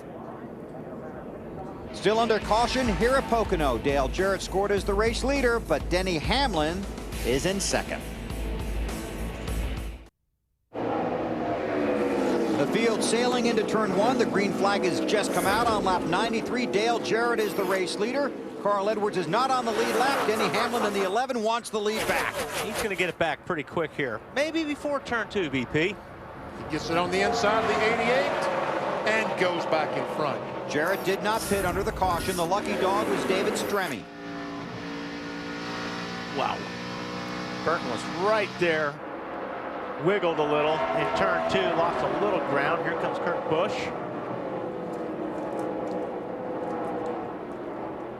All right, these have been, I guess, the 3 fastest cars most of the day, along with Kevin Harvick in the 29 car. Dale Earnhardt Jr. has been released from the infield care center. Marty's standing by back there to try and talk to Junior. Casey Mears in that 42 Texaco machine, 2 tires on that stop. He's 6th right now, but he's going to lose some spots. There are 3 Hendrick cars right there, the 24, 25, and 48. Gordon in the DuPont Chevy. There's the Lowe's machine of Johnson inside of Mears for a position.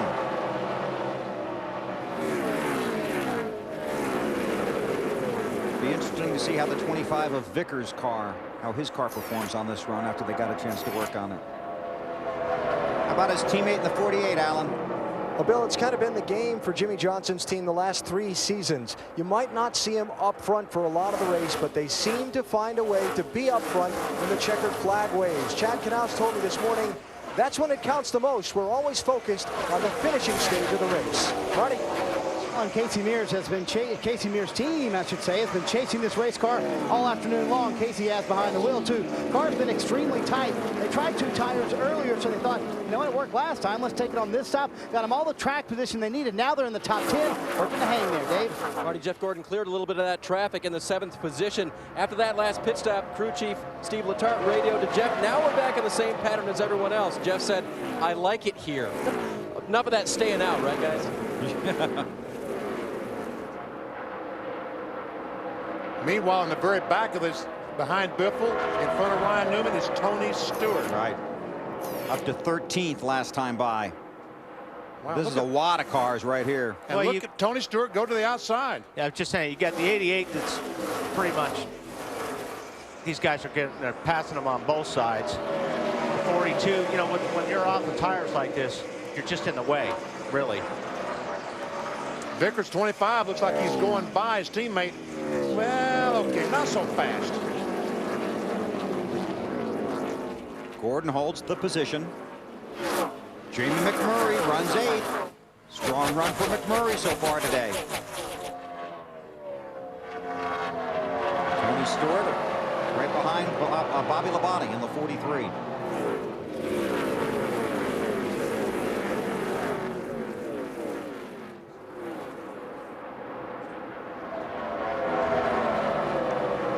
Been a long day for Stewart.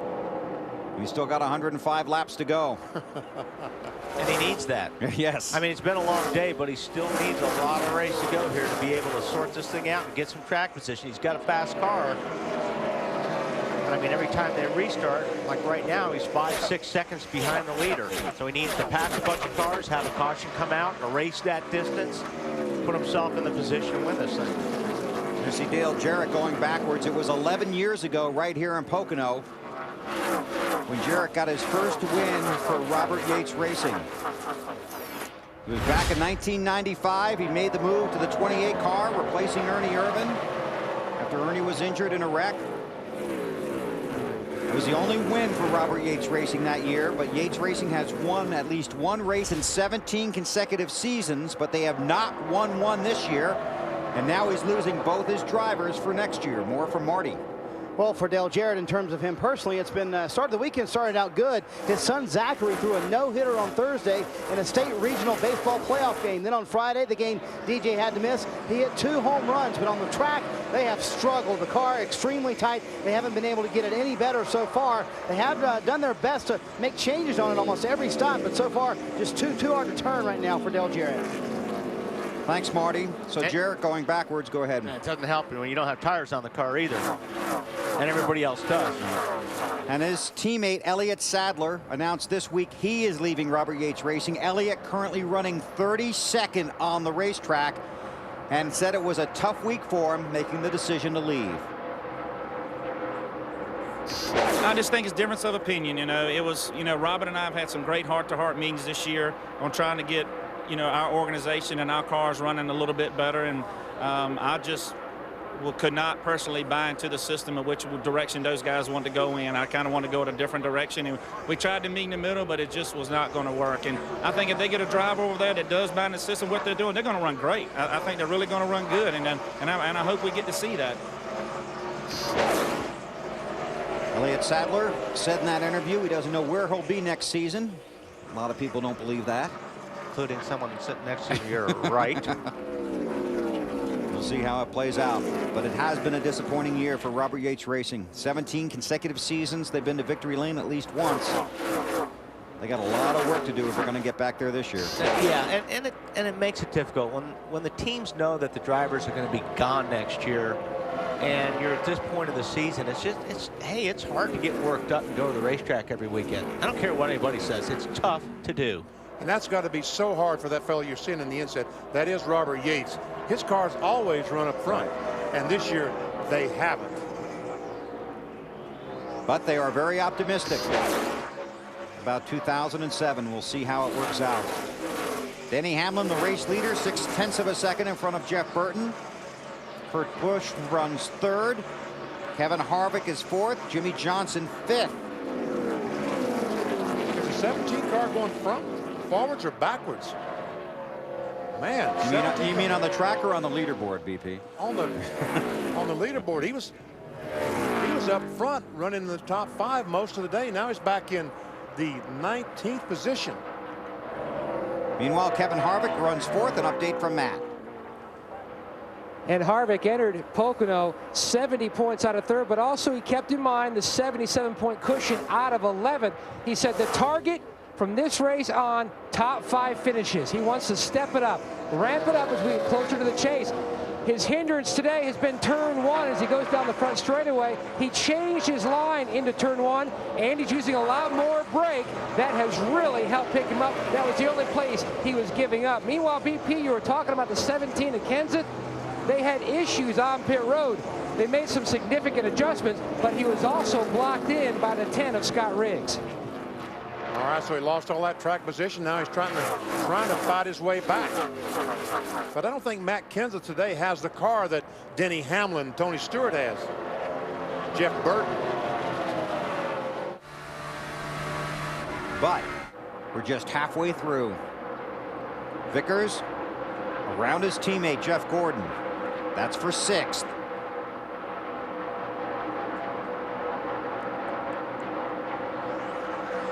.100 laps, now 101 complete here in Pocono. Denny Hamlin has led 58 of them, and he's out front once again at Pocono. After a rainy Saturday, a gorgeous Sunday in the Pocono Mountains. We're in Long Pond, Pennsylvania, just past the halfway mark of the Pennsylvania 500. Well, all right, for our young fans, we'll try to do that. Down in the truck, let's cue the duck. Time for our Aflac trivia question. Who was the last driver to sweep both races at one track from the pole in the same season?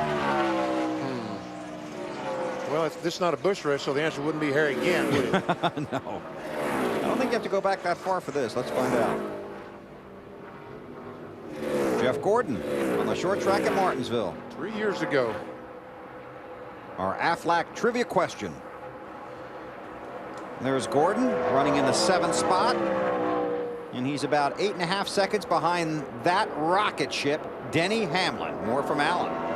I just think, you know, things are going well when you get these momentary panics in the race that turn out to be just fine. A couple minutes ago, Denny Hamlin was talking on the radio, and there wasn't a response from his race team. And he came back on the radio a second later and said, Curtis, calling his spotter, Curtis Markham, do you hear me? And Curtis said, yeah, I just didn't understand what you said.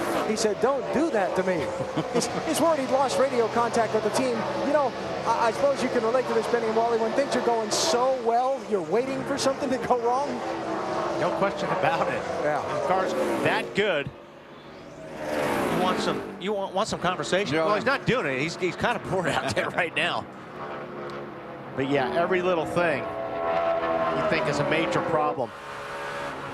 Check out this blue deuce of Kurt Busch. Closing on the back of Jeff Burton. Allen, more on Kurt. Yeah, just the last radio traffic from Kurt to his pit, Bill. Just that he feels the car is very good. They're in good shape. They didn't make any changes on the last pit stop. And his crew chief, Roy McCauley's telling him they're running the same lap times as the leader, Denny Hamlin, as of a few laps ago. So Kurt's hanging in there. Remember, he finished second here about 6 weeks ago. 15 career wins, 4 top 5s in the last 6 races here for Kurt Busch. And I think Burton's had enough of Kurt Busch on his rear bumper. He's going to go ahead. I'll follow you for a while. Kurt Busch got a big week coming up. He is getting married this weekend.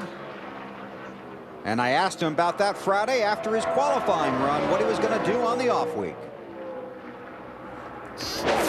Oh man, I got this crazy deal going on. I'm supposed to be getting married. And it's just been that much fun putting all that together and seeing Eva work with things and trying to pick things. And I've taken a back seat role, except for like when we go to Daytona and Talladega and they hold up that restrictor plate. I bring that into the wedding cost every now and then for Eva. So that's going to be fun to do that this weekend. You know, we're doing it on NASCAR's schedule. She wanted a summer wedding, and here we go. And our best of luck to Kurt and his fiance next weekend. Greg Biffle on pit road. Matt. Locked him up on his entry. Biffle came on the radio, Bill, a lap and a half ago and said, I believe I have a tire going down, possibly the right front. The 2 corners before, he said the car just would not turn. He'd been fighting a tight condition, which had progressively been getting worse and worse. As they come around to the left side, remember Biffle had just jumped back into the top 10 in the championship standings last week. For only the 3rd race this year, after a tough start, they're going to take a look at that right front, check the pressures, and see indeed if that was the case. You're right, Matt came in off the 3rd place finish at Loudon. But I think he's going to go a lap down. Here comes the leader. Yep. If the caution were to come out, he would be eligible for the lucky dog, but see if he can run them down though with 4 fresh tires. I don't think so. Don't think so? Not even with 4 fresh ones? Don't believe so. Well, they needed 4 fresh tires after this.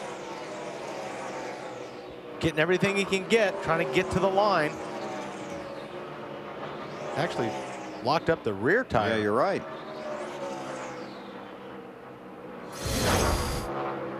Tony Stewart has marched his way up to 9th. Was penalized early in the race for aggressive driving, an incident that involved contact with Clint Boyer and Carl Edwards. But when he got to 9th spot, he's kind of stopped there. He's about the same speed as Jamie McMurray, the guy in 8th position, but haven't been able to gain too much on it here lately. Dave? And they're not real disappointed with the car right now, Benny, and you guys have talked about it being a great race car. It's just that when it's back in traffic like this, it is a little bit tight. It doesn't handle correctly. They'd like to be out in front of everybody, and they work a little bit better out there. But right now, he's just not gotten any further than 9th, like you said. Closing in on Jamie McMurray in the 8th spot. Then Jeff Gordon would be next. Denny Hamlin leads Kurt Busch by 3.3 seconds here at Pocono. Looking to sweep the 2 races at the Pocono Speedway this year. TNT Sports is live here in Pocono, Pennsylvania. For the Pennsylvania 500, Sunoco and TNT are teaming up to offer fans a chance to win 10,000 gallons of free gas with the Free Fuel 5000 sweepstakes. Go to freefuel5000.com and get all the details. Here's Denny Hamlin, about a little over 3 seconds in front of Kurt Busch. Then it's Jeff Burton, Kevin Harvick, Jimmy Johnson. And Wally, you were right. Biffle, with those fresh tires, was able to pass the 11 car. And it's kind of driven away from him. Biffle currently scored 39th, the last car on the lead lap.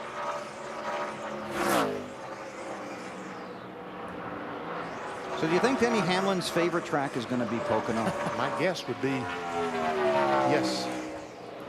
There's Biffle. More on Biffle from Matt. Bill, his day has taken a definite turn for the worse. They checked the pressures in all 4 tires. There was nothing amiss. Biffle says it just felt like there was something wrong with the tires. Now keep in mind, a little bit different left side tire here this weekend. than what the guys had back in June. Some guys have really hit on the setup with it. Some guys have struggled trying to find that good comfort feel. But boy, Biffle is certainly going to take a hit in the points if he can't battle back from this hindrance here. Good point, Matt. And a lot of guys in that championship picture having problems here today. You know, a lot of guys were watching our TNT coverage of the British Open earlier today. And over the weekend, our buddy Ernie Johnson unable to attend the British Open in the 18th tower. Ernie undergoing treatment for cancer. We know Ernie's tough. He has to work with Charles Barkley every week. Ernie, take care of yourself. We wish you best of luck in your recovery. We'll continue from Pocono. "117 laps complete in the Pennsylvania 500 at the Pocono Raceway, and Denny Hamlin has led 75 of the 117. He won here in June, going for the season sweep. Dale Jarrett's on pit road. Marty. Well, he hung on as long as he could on those old tires. The car has been tight for DJ. They're going to make an air pressure adjustment, trying to loosen him up. They pulled a spring rubber out on the last stop. It did help the chassis a little bit, but as Wally pointed out, when you're out there on old tires and everybody else has new tires, it makes a huge difference. 4 tires for the 88 crew. He's back out on the racetrack. Thanks, Marty. Denny Hamlin, the race leader, 4.4 seconds in front of Kurt Busch. Let's take you through the field and start with Allen. Well, you remember back in the June race here, Denny Hamlin spun out early in the race and then rallied back from 40th to win. Well, I talked with his crew chief, Mike Ford, this morning, and he said, we got the spin out of the way early this weekend. On a cool-down lap from a practice run Friday, Denny looked to try and avoid another car and spun. Didn't hurt anything on the race car. It's going well now. Kurt Busch running second behind Denny Hamlin. Discussed both adjustments on his car and the car he's chasing with his crew chief Roy McCauley a moment ago. Car's a little tight in front, but then loose on the late exit because of the sway bar. 10-4, your lap time is you and the 11. Keep digging. You're real good. 10-4, I'm driving hard. He's on cruise. And he's got it figured out. We're getting there, though. It's been a common sentiment up down pit road today. We don't have anything for that 11 yet. Matt? 7 seconds back of the leader is a 29 of Kevin Harvick, working on his 3rd straight top 5 finish this season. Harvick says the car is tight in the center of the corner. Back on lap 115, he moved up to 3rd. They're about 6 laps away, AB, from making their next stop. Well, Jeff Burton has faded back. He was running 2nd a little while ago. He's 4th now. He's talked about his car being low on grip, says he can't run the high line. His crew chief Scott Miller said, I've got something to fix that. Jimmy Johnson's car is sliding around in all 3 corners at the back end, so they'll look to make an adjustment for that on the next stop. The championship leaders still having a very solid day. He rounds out the top 5 right now. Marty? Alan, all day long we've talked about Brian Vickers struggling with a very tight race car, especially in turn 1. Well, finally, after several changes, they have the race car loose. The rear end wants to kick around now. He said, you know what? Actually, it's not too bad. It feels pretty good right now, Dave. Jeff Gordon has gone nowhere. Restarted lap 92 in the 7th position. He is still locked back in the 7th position. The 20 car of Tony Stewart, well, you know what? Apparently, the 99 of Carl Edwards got into him on the last restart. Tony's reaction? Not real happy. Tony's still back in 8th position. Marty? What a run for Jamie McMurray, who has finished 33rd and 39th in his last 2 races today. He has been solidly in the top 10 all afternoon long. They're only about 4 laps from their next pit stop. The car extremely tight for Jamie. They made several changes on the last stop, but they hope to make more changes on this coming stop. Martin Truex Jr. says his car's bottoming out, having problems with that. Tight, but it's a little bit better on this run. Bill? And Robbie Gordon heading for pit road. He got a flat left front. Sure looks like it. Matt Yoakum says that's it. So Robbie Gordon, who was running near the top 20. A crew chief told me today he guaranteed someone. Left rear. Oh, would have a left front issue, but we haven't seen one. It is a left rear. It's hard to drive. He does a really good job not spinning that thing out. It's hard to keep that thing from spinning out. Matt? Bill, Pocono has not been nice to Robbie Gordon, taking a look at the replay of his tire going down. Now, back in the spring, he had radiator issues. Earlier in the race today, Robbie made the call from the cockpit that he wanted to short pit to try to gain some track position, make up some track time with fresh tires. Then the caution came out, but he lucked out and got the lucky dog, and then he climbed up to 12th until this recent tire issue. Yep, that's where he was, Matt. You're exactly right, running 12th. Now let's continue going through the field with Marty. Bill, as we were saying on Martin Truex Jr., he's having a problem with the car bottoming out, especially in turn 1. That's the Banks turn that Wally couldn't figure out earlier, because when you don't really see it when you're in a race car. The car is a little bit tight, but they're having a solid day. Nice run in the 9th position, Dave. Nice run for the Kings car, the 43 of Bobby Labonte right now. Pretty good into the corner and up off the corner. It's that darn center of the corner that's bothering the 43 car right now. Matt? And with Robbie Gordon's issues, that moves the 17 of Matt Kenseth up to 12. Kenseth was 5th here in June. He says the car just does not like old tires. The front just has no grip, absolutely no grip. Looking ahead to their next pit stop, making at least an air pressure change. Marty? Well, Matt, when Mark Martin finished 4th last week at New Hampshire, broke a string of 5 straight races without a top 10 finish. Big relief for the 16, and they've run in the top 15 for most of the day today. Right now, he says the car is just way too tight. They're really struggling to get it to turn in the corners. They're planning several changes on the next stop. Casey Mears hanging in the top 15 with that 2 tires on the last stop, currently in the 14th position. He said the car, though, just wants to plow, especially when he goes into turn 1. Very hard to turn. Dave? Ryan Newman's going to have to pit between 5 and 7 laps from now. They need to make a big track bar adjustment. 3 rounds up. That car won't turn. Marty, back to you. Well, Dave, here is Kyle Busch in the 16th position. Yes, they made 3 pit stops under 1 caution, changed the front shocks on the race car. They've made several changes to the car, and look, the car is coming back to the front. He said, you know what, right now it's not too bad, a little bit too tight, but anytime you change 2 front shocks and you can finish in the top 15, top 20, that's a pretty good day, isn't it, Bill? You betcha, Marty. Reed Sorensen is 17th. Joe Nemechek and Ken Schrader runs 19th. Then it's J.J. Yaley in the 20th spot. Those are the top 20. There are 34 cars scored on the lead lap. Denny Hamlin is the leader. Pit stops just ahead when we continue from Pocono in the Pennsylvania 500. A lot of activity on pit road here at Pocono. Tony Stewart's crew making a 4-tire change for him.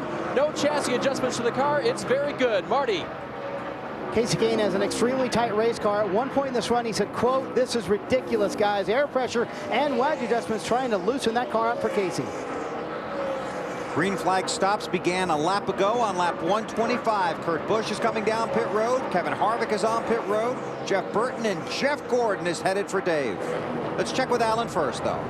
Kurt Busch is coming in. They're going to make a slight air pressure adjustment and a track bar adjustment. You see the wrench in the right rear window hole for Kurt Busch. Jeff Burton pitting in front of him. Dave? Air pressure adjustment for Jeff Gordon. Tight in turn 1. Can you bear the tunnel turn the way that it's going? Jeff said yes. They'll leave that the way it is, hopefully, and he's off pit road. And Bobby Labonte is parked 90 degrees to the wall, but they're making a pit stop. He's in the box. He's in the box. It's legal. Dave? Yep, that's right. As long as those tires are in the box, like you guys said. Now, that right-hand turn to get out, that's going to be a little bit tough. So they're going to have to push this car back. The boys will help do that. He's clear on pit road. That's the good news. And now Labonte will make that right turn and get gone. That's a tough break for them because, again, they were having a pretty good top 15 run. They were having a strong run, Dave. Marty. Well, Brian Vickers has been fighting a loose race car for most of this run, guys. He's going to come in. They're going to make air pressure adjustments on the stop. You know, he said it wasn't really that bad on the end of the run when earlier he had been tight. Alan? Jimmie Johnson will pit and look for him to get 4 tires on this car. Chad Knaus told him just a minute ago, we've got a solid top 5 car here. That's what we've got to do. You see them going to work. They're going to put the adjustment wrench in on both sides of the car. Looks like a wedge and a track bar adjustment there for Jimmie Johnson. And wow, a lot of brake dust off that car too. Boy, that is a lot of brake dust. Cars continue to pit. Dave. And more brake dust, Bill. That's a 12 of Ryan Newman on pit road. Right behind him, Kenny Schrader pitting as well. Both cars have been tight. Ryan Newman will get that track bar adjustment that he was asking for. Alan. And here comes the leader, Denny Hamlin, down onto Pocono's very long pit road. Reminders from his crew and his spotter about his pit road speed limit. They're going to make a 4-tire change. How good are things for this car? They're going to change the right front air pressure 0.2 of a pound. I kid you not, 0.2 of a pound on this 11 car for Denny Hamlin. That's fine tuning. They go around to the left side. And you wonder how you can do that with a very expensive air gauge. Exactly right. Marty. No, Marty working on some other pit stories down there. Mark Martin is on pit road.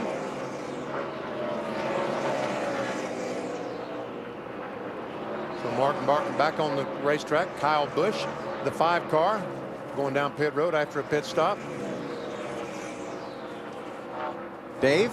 Joe Nemechek on pit road, 4-tire stop being completed. He was one of the few cars complaining of being loose on the track today. They've been adjusting on that.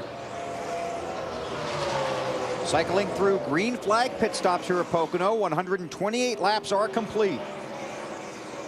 And it should cycle back to Denny Hamlin, who has led 86 of the 128 laps today.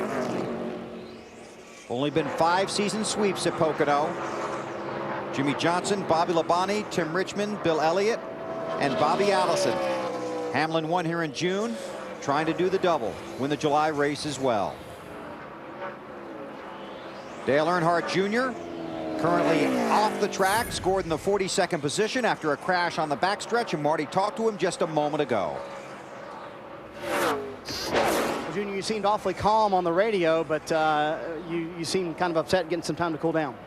Well, I really didn't know who wrecked me, and then I found out it was Dave Blaney. I didn't do nothing today on the racetrack, and I don't think he meant to wreck me. I don't know why he would do that. He's a pretty nice guy. We got along in the past, but weird deal, you know. Just got run over on the straightaway, and I tried to save, but I just got too far behind on the wheel there.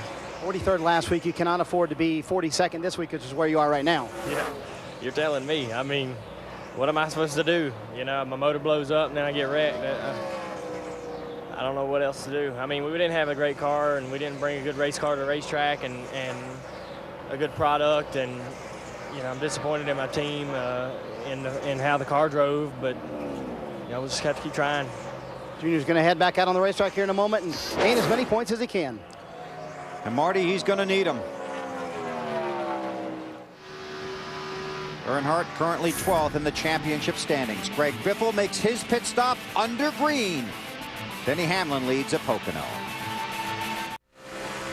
Denny Hamlin continues to lead here at Pocono. 134 laps complete. Here is our Napa field summary. 6 different leaders, 8 lead changes, 5 cautions.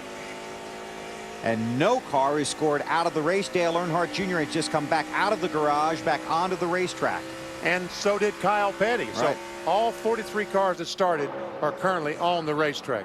Kyle was involved in a crash early in the race. He's 67 laps down. Earnhardt Jr. is scored 42nd. He's 47 laps down. Man, look at the left front, that BP. It's dragging the racetrack of the 8 car.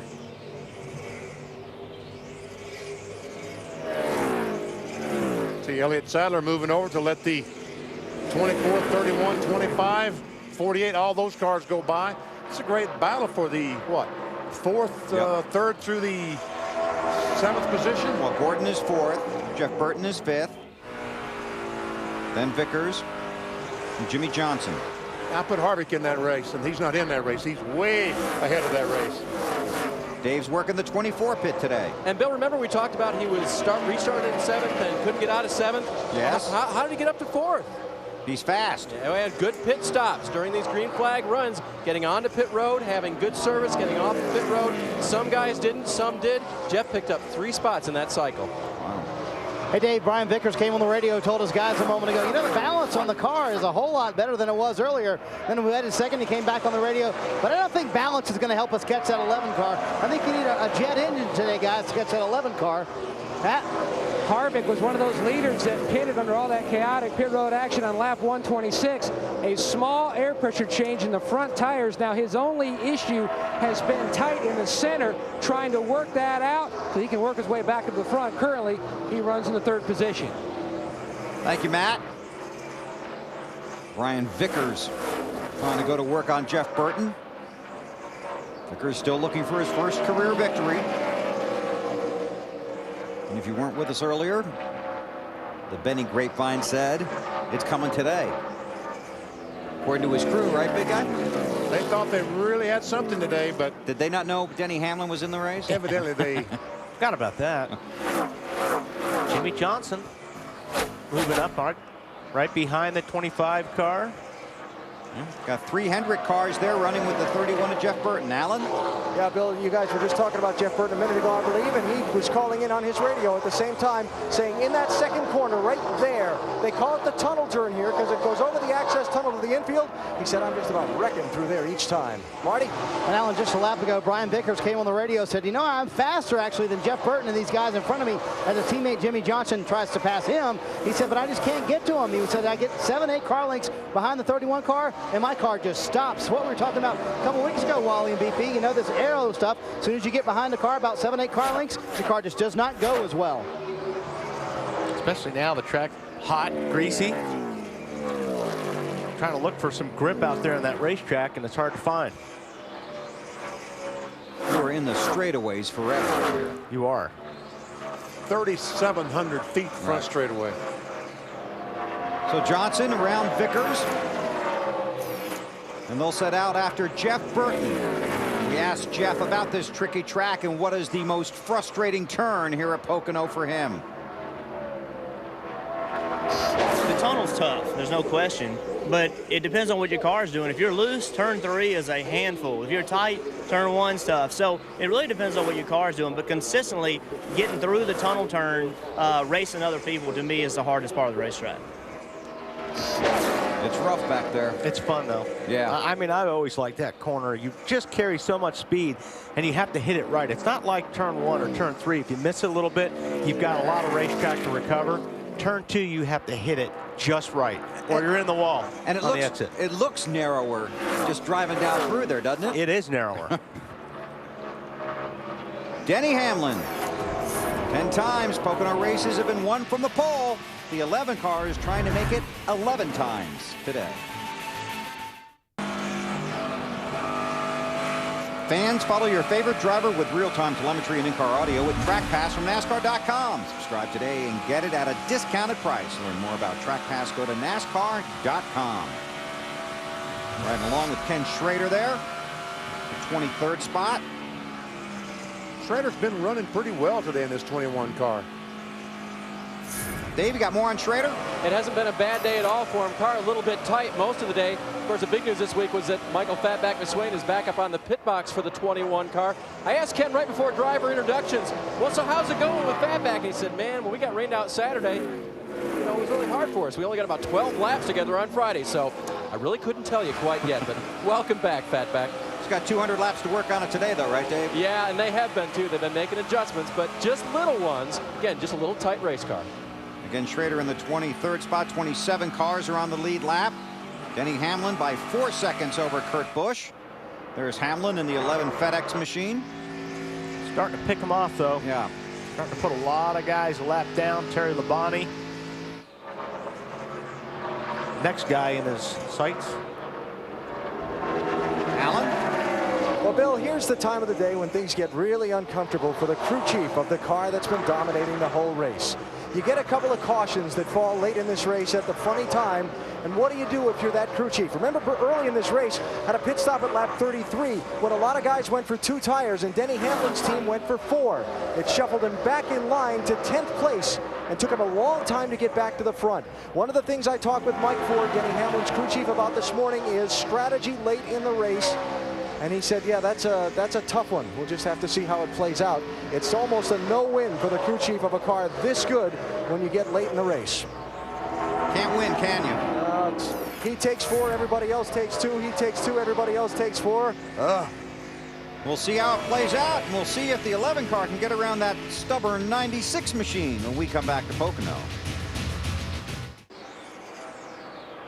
NASCAR Next Talk Up Racing live on TNT from the Pocono Raceway in Long Pond, Pennsylvania. 146 laps are complete, and that man, Denny Hamlin, has led 104 of them, and that means he's clinched the 5 bonus points for leading the most laps today. Jimmy Johnson runs in the 5th spot. Johnson about 15 seconds behind the race leader, Hamlin. We talked about guys doing double duty, racing here at Pocono and racing the Busch race yesterday in Martinsville. Well, Jimmy pulled some double duty too this weekend. Went from Pocono to Akron, Ohio for the 69th All-American Soapbox Derby World Championship.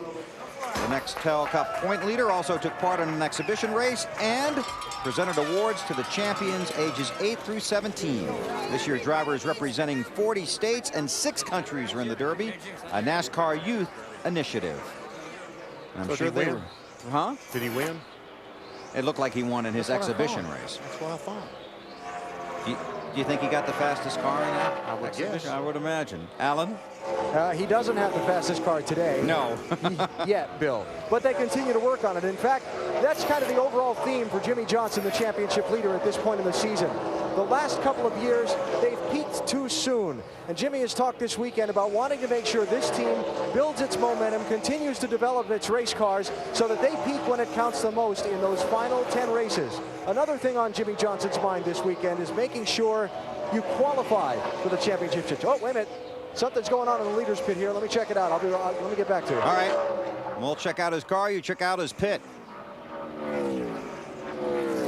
There's Johnson. Hamlin leads by 4.2 seconds. Denny Hamlin, is that the one he was talking about? There he is.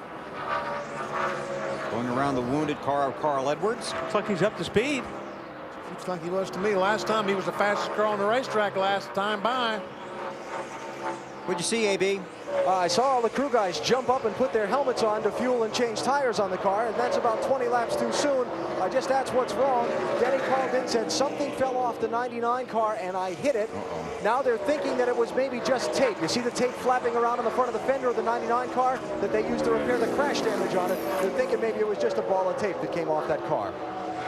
So heart attacks for everybody in the 11th pit. Including the pit reporter who was telling a story about the 48 and had to interrupt there. You want to finish that, or are you pretty much there? That's There's okay. the tape right there. there. You go. Tape is just on the right below the left headlight. Yeah, it's not a problem. Not blocking anything. So you're right there below the SS in Monte Carlo. Got a caution. Caution on the speedway. Caution for debris.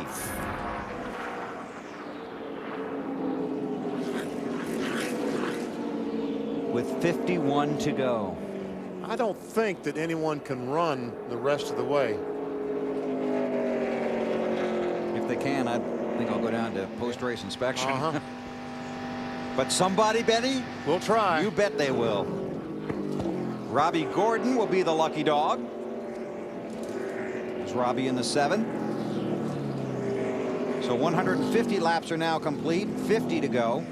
Denny Hamlin, Kurt Busch, Kevin Harvick, Jeff Gordon, Jimmie Johnson, the top 5. Then it's Vickers, Jeff Burton, Tony Stewart, Martin Truex Jr., and Matt Kenseth. Well, at this point you go 4. Maybe come in later for 2. You Oh, put yeah. 2 in now. If you put 2 on now, try to get track position, it's going to hurt you for the last pit stop. Yeah, you got to change 4 then. So, yeah, you got to change 4 now.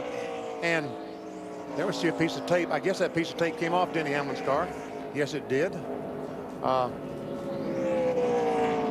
you got 24 cars on the lead lap. So some of these guys are going to try and gamble on one way or the other. I saw it. Like a, I don't know what he's picking up there. I saw something else out there. I saw tape and something larger.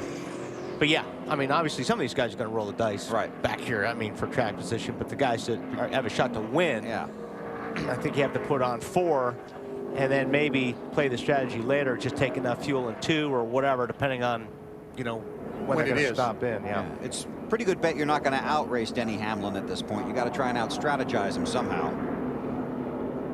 Pit road will be open this time. Denny Hamlin ran 7 races with the FedEx guys last year, and those crew guys just fell in love with their driver. They kept telling us, this kid's got it. We're going to be good. Yeah, and you're right. That love affair still continues. Boy, Bill. it does. One here in June from the pole. Started from the pole today, and he's out front. And the field coming to pit road. Let's see how many of them come. Marty, waiting for you. Bill, Brian Vickers said his car was much tighter that run. He said, I'm not sure if it's a racetrack or him, but especially when he was around other race cars, his car is extremely hard to turn. They're going to come in. It's going to be 4 tires for the man running in the 6th position. They're going to go up 1 round on the track bar. Second adjustment today they've made on the track bar, trying to loosen that car up a little bit for Brian. Dave? Jeff Gordon is in as well. bottom of your screen. They will make no changes to the 24 car. A little bit loose, but it was coming to us. That's the way Jeff said it. Matt? Trying to improve Kevin Harvick's entry into turn 1 in the center. They fixed that, but then they made turn 3 way too loose, so they're going to back up on the air pressure. He's away, AB. Well, Denny Hamlin's been getting it done on the racetrack. His pit crew's been getting it done on pit road all day long. 4-tire stop. They hold the lead. A minor track bar adjustment for Denny. And that was a very good pit stop for the 11 bunch, getting Hamlin out first. Crew cam once more, BP. Keith Cherry, right, the rear tire changer. Barry Carrier, Barry Cook gives a changer. Heath runs around, gets a new left rear tire. 5 lug nuts off. Keith Cherry slides on the tire. Tied it up. A great stop under 14 seconds. NASCAR Nextel Cup Racing from Pocono on TNT, brought to you by State Farm. Great service and great rates. You can get it all from State Farm. By Bank of America. Experience higher standards in checking only from Bank of America. And by Nextel. Get closer to the NASCAR Nextel Cup Series with Nextel from Sprint. Well, you saw all the cars on and off of pit road, but Ryan Newman, Bobby Labonte, Casey Kane, Jamie McMurray all hit with speeding penalties. Update on the 2 from Alan. Yeah, this is radio from Kurt Busch and his crew chief Roy McCauley a minute ago, Bill, talking about the adjustments they were going to make on their stop. The first part of it is kind of technical, but I want you to listen to the enthusiasm at the end. Take a ½ pound out of the left, ½ pound out of the right rear, and maybe leave the track bar alone. I'm just not getting a grip with the rear right now on exit. 10-4, ½ pound out of the left, ½ pound out of the right rear. Leave the track bar alone. Yeah, baby, I like that. Yeah. He obviously thinks he might be getting into condition to do something with that car in front of him that's dominated today, huh, BP? You know, Alan, the most impressive thing was that Kurt Busch called for those changes. They really talk back and forth a lot. It's really been impressive for a group of guys that have only worked together for half a season, Benny. Kurt and Roy McCauley really seem to have developed a good back and forth on the radio, and they know what each other's thinking, and we know how important that is to succeeding in these races. Field has gotten the 1 to go. We'll go green next time by. NASCAR Nextel Cup Series off next weekend, but the Busch Series in action from St. Louis. We'll see it Saturday night, 8 Eastern, right here on TNT. And 2 weeks from today, over on NBC, the Brickyard 400 from Indianapolis. Cannot wait to get there. How awesome is that? All these teams tested up there for a couple of days last week. Boy, they had to dodge the rain up there too, didn't they? You know, I felt like that it would narrow the gap between Denny Hamlin and the field coming here to Pocono. I was wrong. A lot of guys had a really good car at Indianapolis, and you know what? They didn't bring it here. I know. They won it for Indianapolis. And this car, the 11 car Denny Hamlin, if he gets through today and is still in good shape, it's going to Indianapolis. He just made 42 teams very unhappy, Denny. Denny Hamlin, rising star in this sport and currently 8th in the championship standings. I saw up on his roll bar the pad and said every day is race day. Well, he hopes to deliver the checkered flag to his crew about 47 laps from now. NASCAR is going to add a lap. The yellow is back out, so we'll take a break and we'll come back for the restart here at Pocono. You're watching NASCAR on TNT. Field coming out of turn 1 after just getting the green flag a moment ago. Denny Hamlin is the race leader. Kurt Busch runs second. That's Biffle in the second car there, trying to get his lap back. He's 1 lap down. And Kurt Busch would really like to get by him. Yes, he would. You see at the top of the screen, 45 to go. Doubtful any car can make it that far on fuel, but that extra pace lap or that extra lap under caution may play into it. Alan, what are you working on? The leader and his fuel strategy, Bill. How about it? How about that? Perfect timing, huh? No, can't make it to the finish. We'll have to see pit road again one more time. And this goes back to what I was discussing earlier about the guy that's dominated the day, perhaps becoming a sitting duck later. If we get a caution in another 5 or 8 laps, what do you do? It's going to be interesting to see as these laps unwind. Matt? AB talking over the same exact scenario on top of the pit box of the 29 of Kevin Harvick. Now, Todd Berrier just told his driver under caution they are 10 to 12 laps short of fuel, and just about everyone is in that same window. But what a day the 29 is having running in the 3rd spot. Marty? Ryan Vickers, one of those Hendrick cars, back in currently the 6th position. They are 10 laps short on fuel. Now, if the caution does come in the next 5 or 6 laps, they, of course, will pit like we've talked about with everybody else. But a lot of these teams are talking 2 tires on that stop, maybe fuel only, especially if we get just a few green flag laps on this set of tires. It's going to be when the caution comes out that affects what you do and who does it.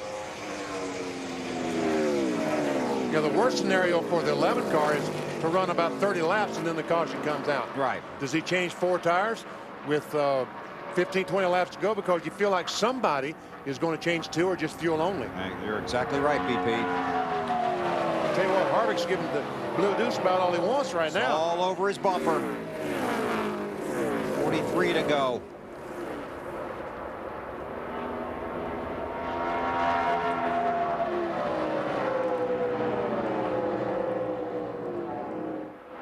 The 3 so easy to overdrive this corner, especially when you're chasing somebody. You want to go in there just a little bit deeper than the guy you're chasing, and the car will slide up. Alan, you got more on Kurt? Yeah, just how important that he and his team felt this race was to them, Bill. When they had the problems in New Hampshire last weekend, it caused them to finish in 38th position. It dropped them 206 points out of the championship in 10th place. Kurt remarked this week that he's in a similar position to what Matt Kenseth was a year ago. He can still make the championship, but they know they have to race as hard as they can for every point they can in these 7 races in order to have a shot at the title. And they're going to need a little bit of good luck, too, because they've certainly had some bad luck to this point in the season. Right now, Kurt 13th in the championship standings. A lot of work to do.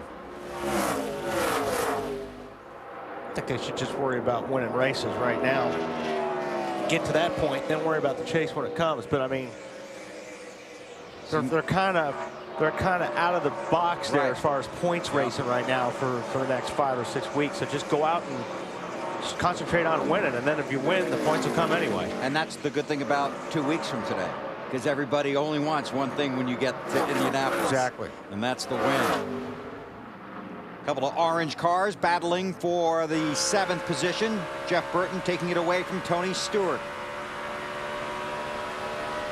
Earlier in the race, Stewart, black flag for aggressive driving, a 1-lap penalty, raced his way back onto the lead lap and back into the top 10.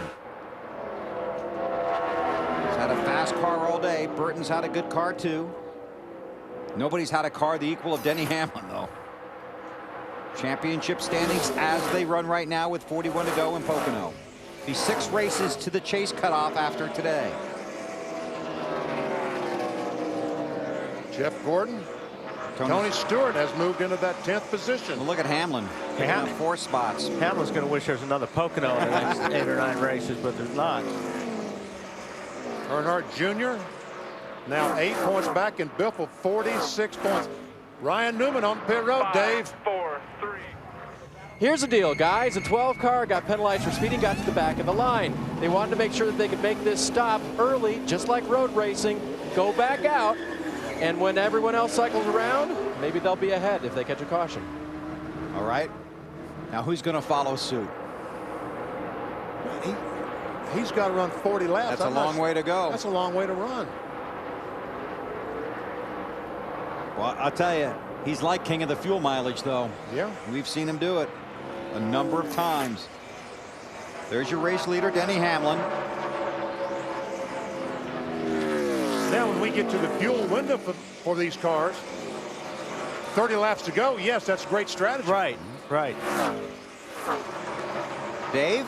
This is their window. Earlier they were talking about when they wanted to come in and make it to the end before, and they were looking at about 39 laps on fuel. So how many do we have to go? 40. Yeah, 39 right now, but you're right, 40 when they came in. Yep, gonna be close. Did you get a number of 40 from some of these guys down there? No, 38's the most I heard from anybody.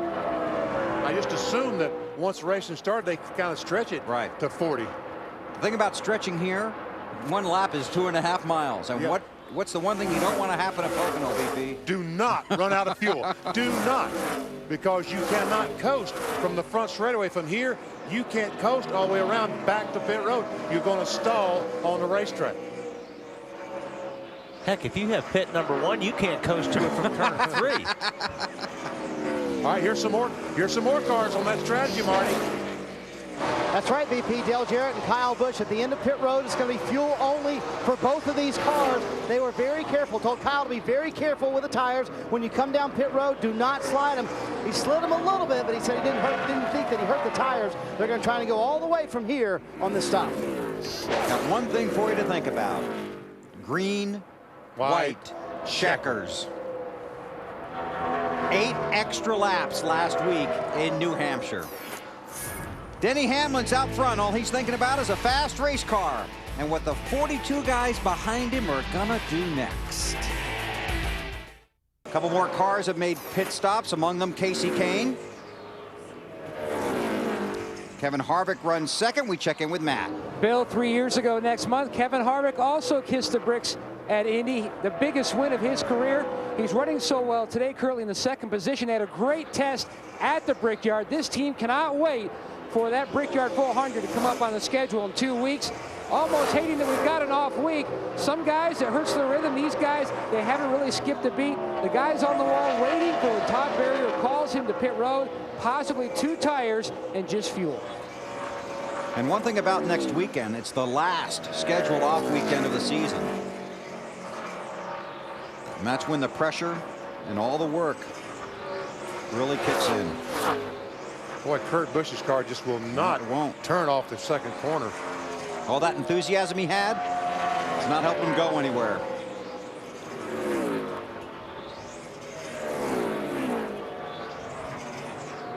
There's Burton back there right now in 8th spot. I think Tony Stewart's been able to get back by the 31. Yeah. Alan, you watching, Jeff?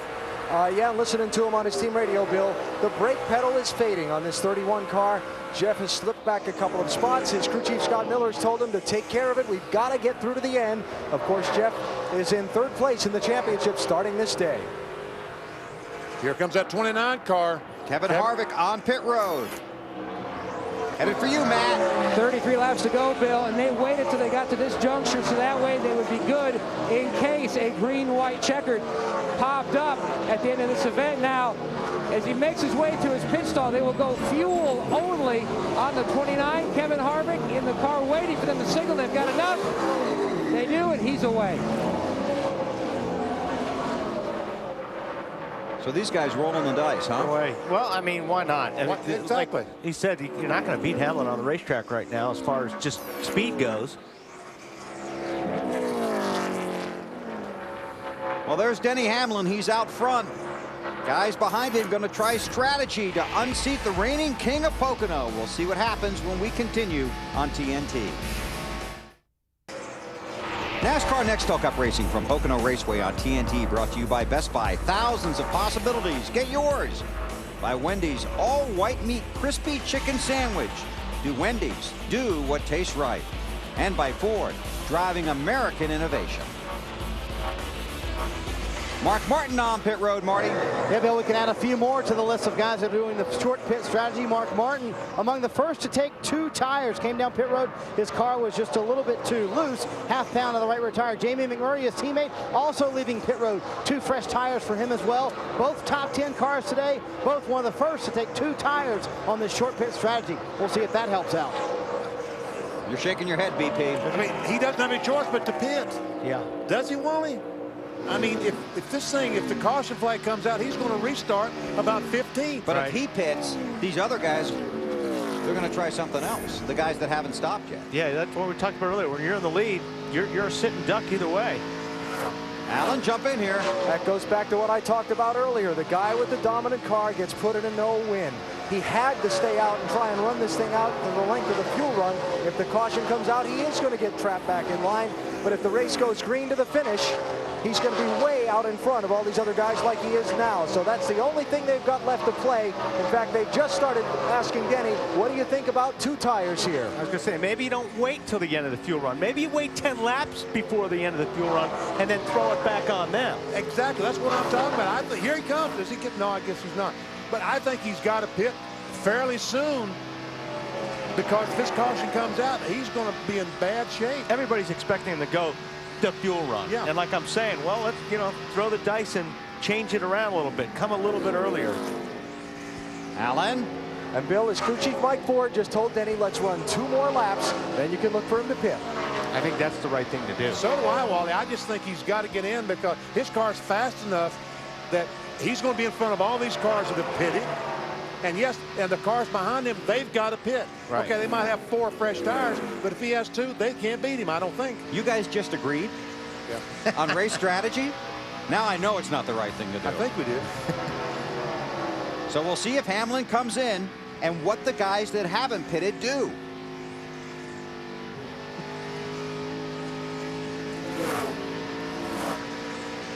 Denny Hamlin, the race leader, by 4.1 seconds over Kurt Busch. You're watching NASCAR on TNT.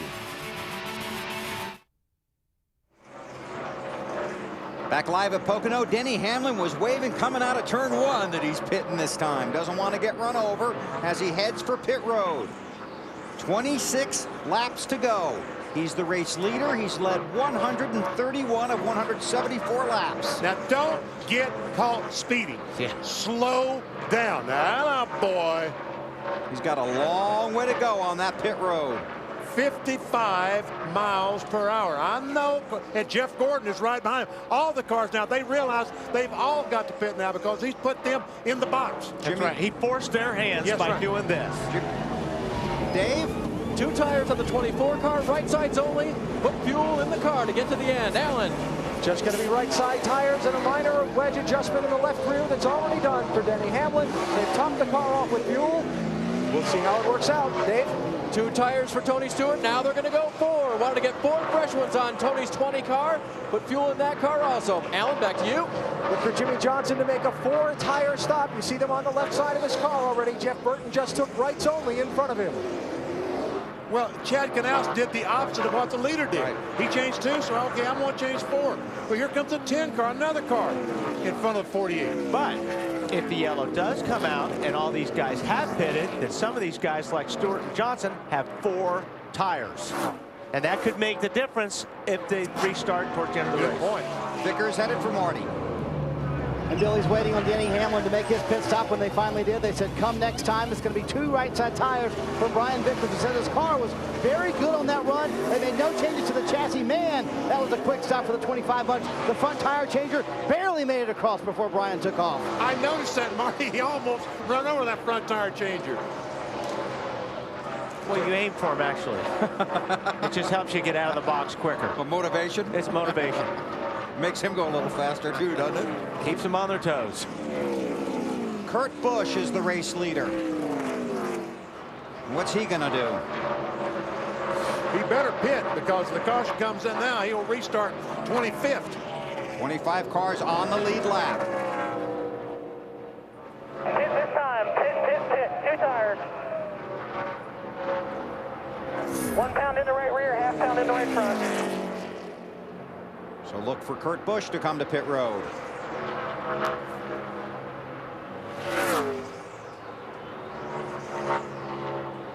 Wait on the fuel. Do not wait on the fuel. So when they drop the jack, go. Go.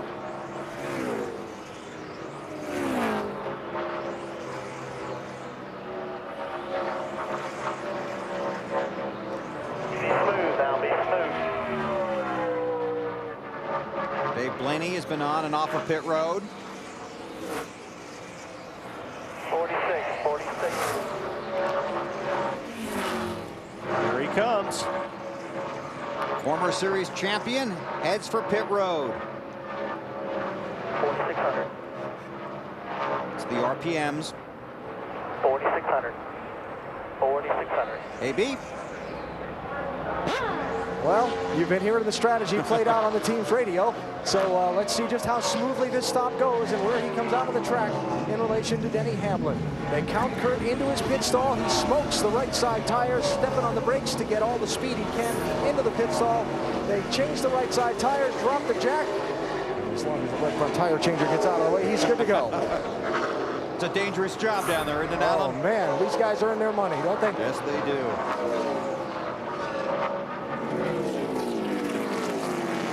Well, that pretty much sorts out the front runners. And it should cycle around to where Denny Hamlin will continue to lead. Right now, he's about 4 seconds ahead of Jeff Gordon. Hamlin runs in the 6th spot. Bobby Labonte is scored as the race leader. Well, these guys haven't stopped yet, so they've got to stop before the end of the race. Kurt Busch, Bobby Labonte, Ken Schrader, J.J. Yaley, Joe Nemechek were hanging out. Busch has already been on pit road. Make sure you got to pick up the left side now, okay? Scott Wimmer has a flat left front tire.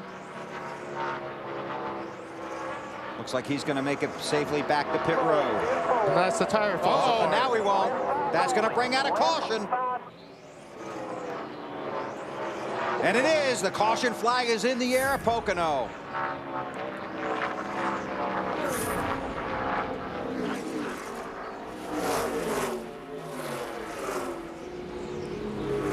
Now we're going to see what strategy plays out. How would you like to be Jimmy Johnson or Tony Stewart now with 4 fresh tires? That was a good call. That was the right move. They gambled. Caution out at Pocono. 20 action-packed laps are left. We'll be right back. Under caution here at Pocono, 20 laps to go. And right now, Denny Hamlin scored in the 5th position behind Bobby Labonte, Ken Schrader, J.J. Yaley, and Joe Nemechek. But those guys, I think, have to pit. Yes, they have to pit. Yes, they do. They sure wish they didn't have to, but. Along with several other cars. So you see Labonte peeling off and brings the others with him. The 32 of Travis Kvapil will be the lucky dog. And it cycles back to Denny Hamlin as the race leader.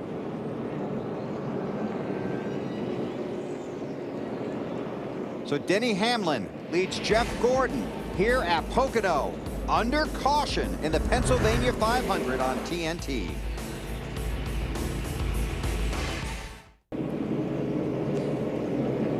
Working caution here at the Pocono Raceway in Pennsylvania.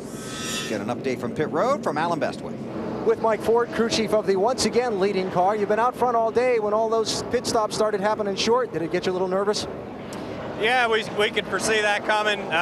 We knew we were just a few laps short on the last caution to make it on fuel. Knew some of the guys would gamble to try and short pit, be their only opportunity to win. You know, we kept an eye on it. We gambled, and you know, we short pit as well.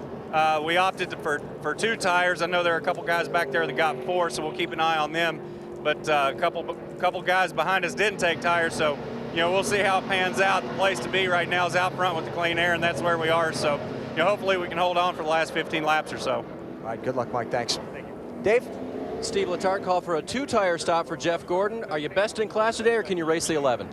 I'd like to think we can race the 11. You know, if anybody can, Jeff Gordon can. That 11's been strong all day long, but we're on right sides. I think he's on right sides. The 2's on right sides. It should be an exciting finish. We're going to be watching. Matt? Kevin Harvick's in 4th. Some guys in front of him with fresher tires. Is this caution going to be enough of a cycle to try to cool down those tires for Kevin to get back to the front? Obviously, the cycle should help us. You know, everybody's got 2 or none right here, and we did 2 earlier in the day, and it really wasn't any better than when we did 4 or didn't do any. So obviously, we're just gambling to try to beat that 11 is what we were doing, pitting early, and he's the class of the field, so you just have to do something to throw it at it to hope for the best. But with 15 laps to go, when we get going right here, tires aren't going to make a difference. They're just going to hold her down and go hard as they can. The target for Harvick in the pre-race, he said, a top 5 finish here at Pocono. Marty? Lance McGrew is the crew chief for Brian Vickers. They finally have the car where they want it and 2 fresh tires. Harvick doesn't have those fresh tires. Can you get by him at least? Well, I hope so. It's just we've been fighting it all day today. The car's been good, but we just haven't got exactly how we wanted, except for that first run. It's been tight, and we've been tuning on and tuning on and tuning on. I hope we got it. We were caught up a little bit, but I think we can get by the 29. We'll give Woody and those boys in Cincinnati something to cheer about in the morning. Does anybody have a shot at the 11, you think? Not if he keeps running like he's been running all day. He's been 3/10 better in the field all day long, and I tell you what, he's stout, very stout. They finished 4th here in June. They're hoping for back-to-back Pocono top 5 finishes. Bill? Thanks, guys. Great job down there. Denny Hamlin leads, and you have to think about the guys that have 4 tires. Jimmie Johnson will restart 7th. Tony Stewart will restart 10th with 16 laps to go. I think that'll make a big difference, but they've got to work through this traffic, and that's a problem. On this restart, Jimmie Johnson will be starting 14th, and that's the problem. You've got to work through this traffic quick because Denny Hamlin has a clean racetrack in front of him. He's going to try to get as much distance between him and them as he can, quick. I think the 48 and the 20 needs another caution flag. If they can pass 3 or 4 cars and then with 7, 8 laps to go have another caution flag, that might help them. But to try to pass these cars and catch 11 in 16 laps seems to me like it's going to be a very difficult task. Well, driver crew chief communication going on among many teams. We eavesdropped on the 48 bunch. You got brake pad, there's brake dust on all 4 wheels. Just settle in, get everything cooled off here. We can get ourselves a good solid top 10. Well, we get some green flag reds, and we're going to eat these guys up. Or we don't need to eat them up, we just need to finish. Everybody else ahead of us is on 2 tires, except for you. That's my present to you for the end of the race. Alan, you listening to that? Yeah, you like that, don't you? His present. Chad Yes. Knaus, he's balancing, trying to get his driver to get all that he can in these last laps by taking advantage of those fresh tires, but they're the championship leader. They know, especially watching what's happened to Dale Jr. the last couple of weeks, they could still fall out of this thing, possibly. Not likely, but possibly. He wants Jimmy, who's struggling with his brakes right now a little bit, to make sure he gets a good finish first, and then see where they finish. Jimmie Johnson is 76 points in front in the championship standings. Dale Earnhardt Jr.'s car has been retired from the race. He will finish 43rd for the 2nd straight week. 16 laps to go at Pocono.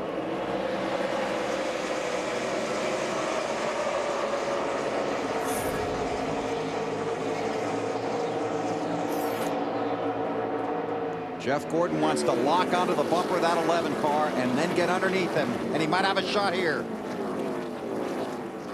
They scramble behind him. 4 wide. Wow. Top 3 cars break away. Wow, look at this. That's going to be tough getting through the tunnel turn right Tony there. Stewart goes way down to the bottom. Gets in line.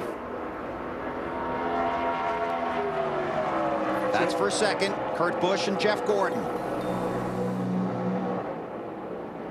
I think Denny Hamlin was lucky that the 2 car was not behind him rather than the 24, because the 2 has been faster than 24 most of the day. And this 24 could hold up Kurt Busch just long enough for Denny Hamlin to get away. Because it doesn't take much for the 11 car to get away. No kidding.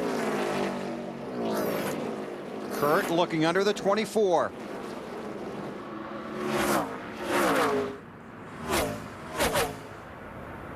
They are stacking up behind him. And Tony Stewart's back in that mess. And there's Stewart right there. Sterling Marlin behind Tony. It's up to 9th spot right now. See Jeff Burton, Jimmie Johnson in front of him. Stewart clear of the traffic for the moment.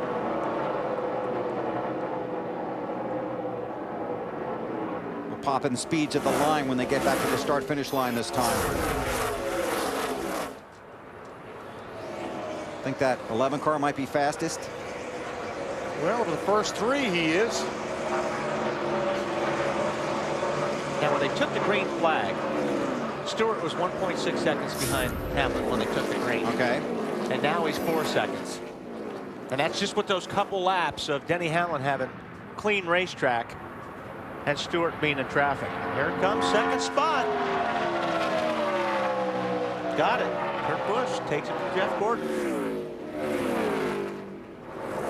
Now, the 2 car has been pretty good for 15, 20 laps. After that, the 11 car has continued to get out front, but he might have enough time here. Dave?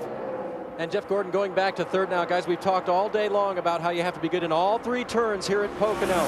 Crew Chief Steve Letarte told me we felt handcuffed on the last option to make changes. He was not good in turn 2. He was good in 1 and 3. They were afraid if they fixed 2, they would hurt 1 and 3. So they really didn't do much to the 24 to make him that much better.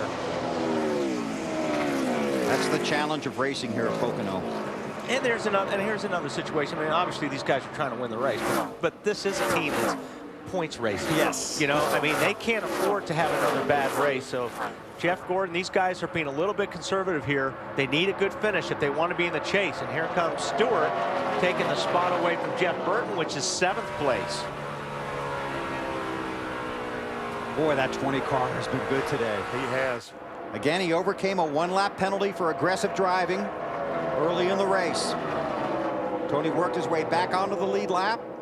Now he's 7th. More on Tony from Dave. As far as the 3 turns go for the 20 car, the only complaint he had was just a little bit loose off of turn 3. Once you figure out how to make a car turn around here, if that's your only complaint, you can be pretty quick. Denny, before the race began, you talked about the strategy of the 20 and the 24, former championship teams that have to get back into that chase and what their strategy was. And right now, that's playing out exactly as the guys told you. Yes, for 400 miles, their thought was to win. Now it's get every position we can, every point that we can. And don't lose any. Yeah, exactly. Tony Stewart, Jimmy Johnson is the car in front of him. Now, Jimmy Johnson also has 4 fresh tires. So they got to think about trying to catch Vickers in the 25. There's Johnson, low Chevy. Actually, I believe Harvick. Is Harvick the next guy? Yeah, Harvick. There's Harvick, the next guy they're after. Yeah, Vickers is in front of Harvick. Allen? And Bill, just a note on the big picture for Jimmy Johnson today. The championship leader coming in. He started off back in 15th position. He's on his way to a top 6, maybe a top 5 finish today. Another solid day. They may not have had the best car, but they got the most out of it they could, Matt. Kevin Harvick came into Pocono with back-to-back top 5s. Allen currently runs in the 5th spot. Combo issues, though, for the 29 team. Not only does he have older tires compared to the cars in front, the cars that have started to chase him down, namely the Ford 8 of Johnson. He also had contact with another car. Thinks he might have pushed in one of the quarter panels. It's just survival right now, Marty. Well, Matt, Brian Vickers, the man in front of him in that 25 car, knows he's better on the long run than his teammate Jeff Gordon, who is right in front of him, although he has a lot of ground to make up. He also has an eye in the rearview mirror, very aware that Jimmy Johnson behind him, his other teammate, and also the 20 car of Tony Stewart have 4 fresh tires. He's seeing how fast they're coming and hoping they don't catch him. Is hoping help? No. There's Hamlin. About a second over Kurt Busch. A couple of laps ago, Kurt Busch, the 2 car, was a tick faster than Hamlin, but so I watched that time, and I think the difference is, BP, I think Kurt Busch is driving for everything he has right now, and I don't think Hamlin is. I think Hamlin's car handle is so good, he's just being smooth and doing what he has to do, but I think Kurt Busch is driving hard. Well, that's what he talked about earlier, remember? He said, I'm driving as hard as I can, and he's on cruise control. Alan, you got more on the 2? Again, thinking back on Kurt and the picture as it started the day for his team, they really needed to have a good top 5 finish today and have some of the guys they're racing for those championship chase positions have trouble. Some of the guys have had trouble. Kurt's running 2nd right now. This could turn out to be a huge day, launching him to Indianapolis, where his bid for trying to get into the championship's concerned. A little bit quicker than the leader that lap. 9 to go. So you can see Hamlin if you're Kurt Busch. You know how good he's been. Is your foot like going through the floor? Yeah, and this is where, like I said earlier, it's real easy to start over driving. You start thinking you can go in the corners just a little bit deeper, and then when you do, you really blow the corner. So you know, Kurt's just trying to squeeze a little more out of that race car to try to make up some ground. All Hamlin has to do is not make a mistake. If Denny makes a little bit of mistake, Kurt Busch is going to be all over him. I tell you what, he's coming. He looks to me like Kurt Busch is getting closer and closer. And how careful or delicately is Denny Hamlin driving? He's only got 26 career starts, and there's a former champion coming on him in his rearview mirror. Well, I mean, you know, obviously he's looking in the mirror probably about 50 times a lap right now.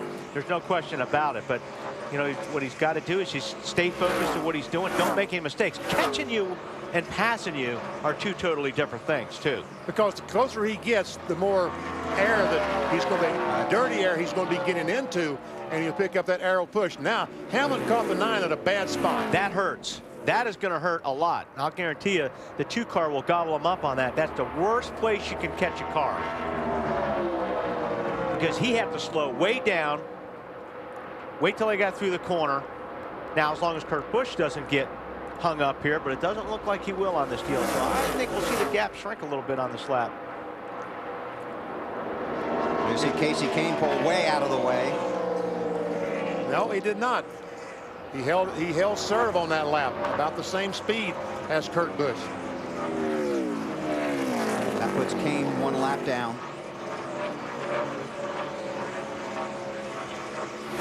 Busch doesn't seem to be able to get through turn 1. It just seems like the car is a little bit too tight in turn 1, and that's where he's losing a lot of time. But from the entry to 2 all the way back almost to turn 1, it looks like he is a little faster. Yeah. We'll pop in the speeds again when we get to the line. Be 6 to go this time. The 4 car off the pace. Another flat left front. Yeah.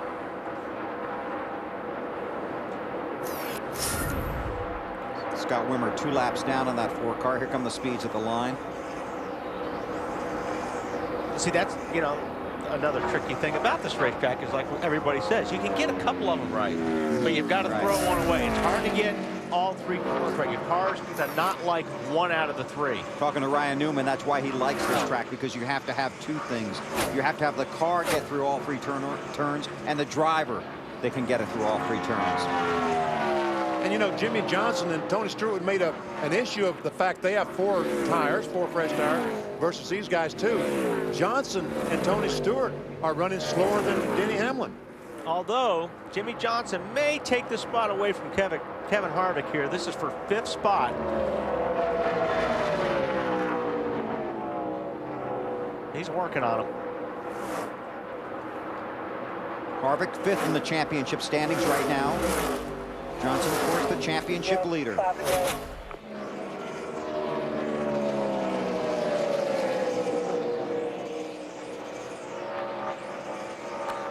Harvick trying to pick up just any kind of draft off of Casey Kane. That's why he ducked down on the inside.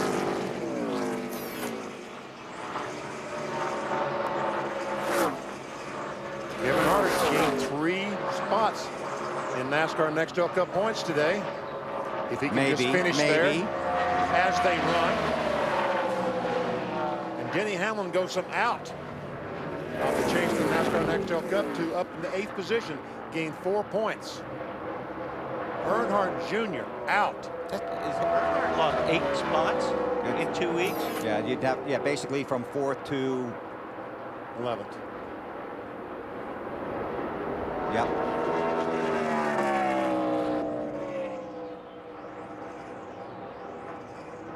And that's in less than 2 races, considering this one's not even over. That's what I mean. Right. That Exactly hurts. Right. Yeah. But we can also, you can use that as a template for the next few weeks too, because this is going to be so tightly bunched when we get out of here. You hiccup and you're going to lose 2 or 3 positions, if not more. Right. Got to have a good one coming up. And see, now Denny Hamlin is starting to pull away from Kurt Busch. That 2 car that time through turn 1, and maybe Kurt just drove it in there a little bit harder that lap, but he really pushed up the racetrack that time.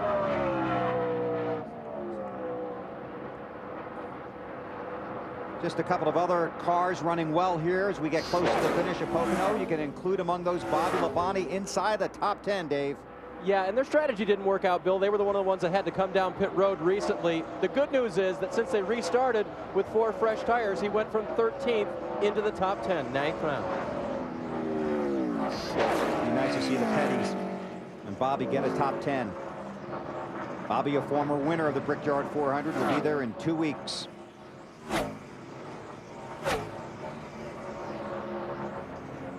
Well, I don't think he's going to catch him, but anything can happen, but that 11 car has just been magnificent today. Not only today, in June as well. Yep. This is only a continuation. So that's... Oh! That's... Sorry, Bill. No, go ahead, Benny. Busch is still trying to... Using up that racetrack. Going up that tunnel corner, got the thing. Allen, he's still trying. Yeah, but he's losing grip on those front tires, Benny. That T-word tight for Kurt Busch, who just called in on the radio. So he's kind of burned it down trying to get to the leader, huh? But he was trying, really trying. 2 laps to go. So you're saying that 11 car was good in June. Yes. Was good in July. Yeah. And it's going to be good in August? In Indy. 2 weeks from now. Put a security guard on that car by the time it takes the checkers. That car went back to Joe Gibbs Racing, set in the corner. They fixed the damage from the left rear quarter panel where the tire had blown and caused the damage.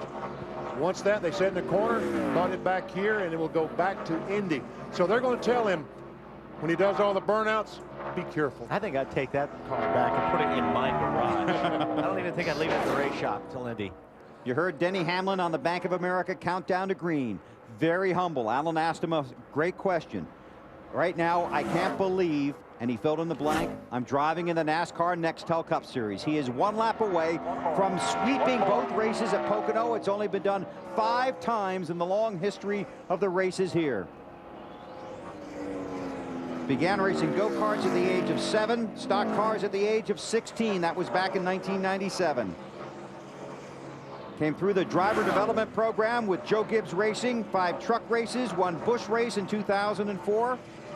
Drove 7 Cup races last year, had 3 top 10s, got the attention of not just his team, but the entire garage and a lot of race fans. He's one of the rising stars of the NASCAR Nextel Cup Series, so appreciative of everything that's been done for him.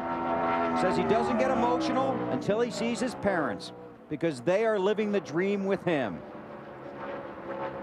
Denny Hamlin, teammate to Tony Stewart and J.J. Yaley, driving for Joe Gibbs, coming out of turn 3 for his 2nd career win. He sweeps at Pocono. Denny Hamlin, the race winner of the Pennsylvania 500.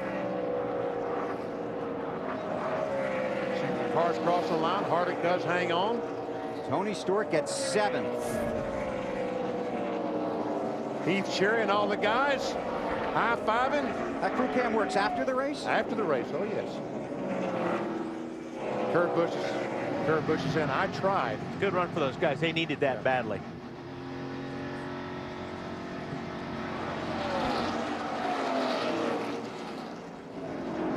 And now that the race is over and gets congratulated by Jeff Gordon, there are some discussions that will probably take place after this race between Tony Stewart, Carl Edwards. Oh, there's going to be a trailer full after this race. Oh, did NASCAR call them over to the truck? I don't believe they did, but I'm sure there will be a discussion. And usually you get held for a penalty, there's an ensuing conversation involved. You wouldn't know about that, though, would you, BP? No. Any first-hand experience of that? You've never been in there? I'll take it back one time. I thought everybody was in there. I have. See, that's what you don't want guys to do on the victory lap. Listen, I don't run into my car right now. It's pretty darn good. Yeah, I'm taking this thing to Indy. Although maybe if I was somebody else, I would do that. That was probably not a mistake. Yeah. Chevrolet congratulates Denny Hamlin and the 11 Monte Carlo SS on another great Team Chevy victory. 25 of the last 34 NASCAR Manufacturers Championships and counting. Chevy, an American revolution.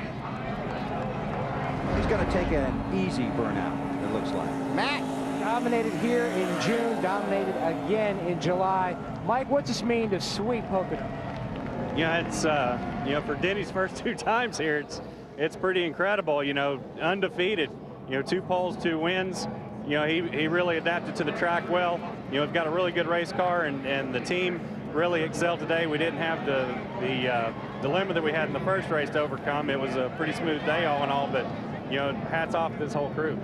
Now, if you look at history, back in 2002, something big happened to Mike Ford in July and August. What was it? Yeah, we came to Pocono. I believe we got a pole and a win. that weekend, turned around and took the same car back to Indy and won that with Bill Elliott. So, you know, this car is going to be going in the truck next week as well. They told him on the radio, okay, you can do burnouts, just make sure that you don't burn them down and shred them, because this car is going to the brickyard. Marty? He's tried twice to get Denny Hamlin, once in June, once in July. Did you use your stuff up on that last run just trying to get the 11 car? Well, we were in the same zip code this time. That's good, right? Denny Hamlin was fast, and congratulations to him. And, you know, if he wasn't in the series, we'd have 3 in a row at Pocono. But this feels good for our Miller Lite Dodge and our team. You know, a little setback last week, but we're still going to charge ours. We're still going to do what we can to get this Dodge in the field. And thanks to Mobil 1 and Kodak and all of our great associates, New Page had a cool group here this weekend. And, you know, I can't say that we're using FedEx to do anything for the wedding, but I can tell you Penske truck rental trucks are taking the things there. Yeah, and this is exactly what you guys needed after the disappointment last week in New Hampshire. Yeah, it definitely bumps us up, but this is great for a weekend off. And all the fans, I'm sure, were pumped up, especially the Kenseth fans maybe. When Gordon and I were racing, but Kenseth's got to take care of his own dirty work. And I'm sure Rusty Wallace is just ecstatic right now seeing the 2-car pass at 24, but finished second, not bad, and it's a great day for our Miller Lite Dodge. We're real pumped up for the weekend off, of course. We're getting married, but Indy, man, it's a couple weeks. I was going to ask you ready to get married? Definitely. I'm very nervous about it. Just want to get it behind me, so can't wait. Thanks a lot to all the Miller Lite fans out there. All right, his last 3 Pocono races, he finishes first, second, and second. Bill? Denny Hamlin is pulled on to the start-finish line that goes across pit road here for his victory lane celebration. Alan? Well, 2 years ago, he was welding trailer hitches for a living. Now he's a 2-time Nextel Cup Series winner, getting his hat and getting his drink and getting everything set up just right so he can come out and celebrate with his fans and his team.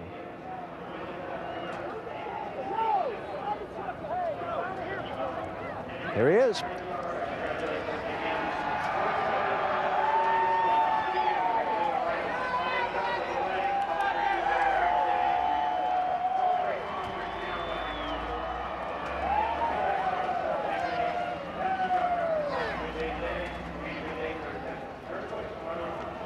Well, Denny, congratulations. How would you describe your race? Pretty uneventful for once. It was really great to come here to Pocono and do this again. And man, our car was just so strong. You know, we did just quarter turns and this, that, and the other all day, and yeah, it was a pretty good day for us. This is supposed to be a tough track for rookies to learn. You've won twice here. How come? You know, it's just a great race car. You know, this is more about the team than it is about anything else. And you know, it's just I'm proud to be with the people I'm with Joe Gibbs Racing, and I can't help that Mike is such a great crew chief.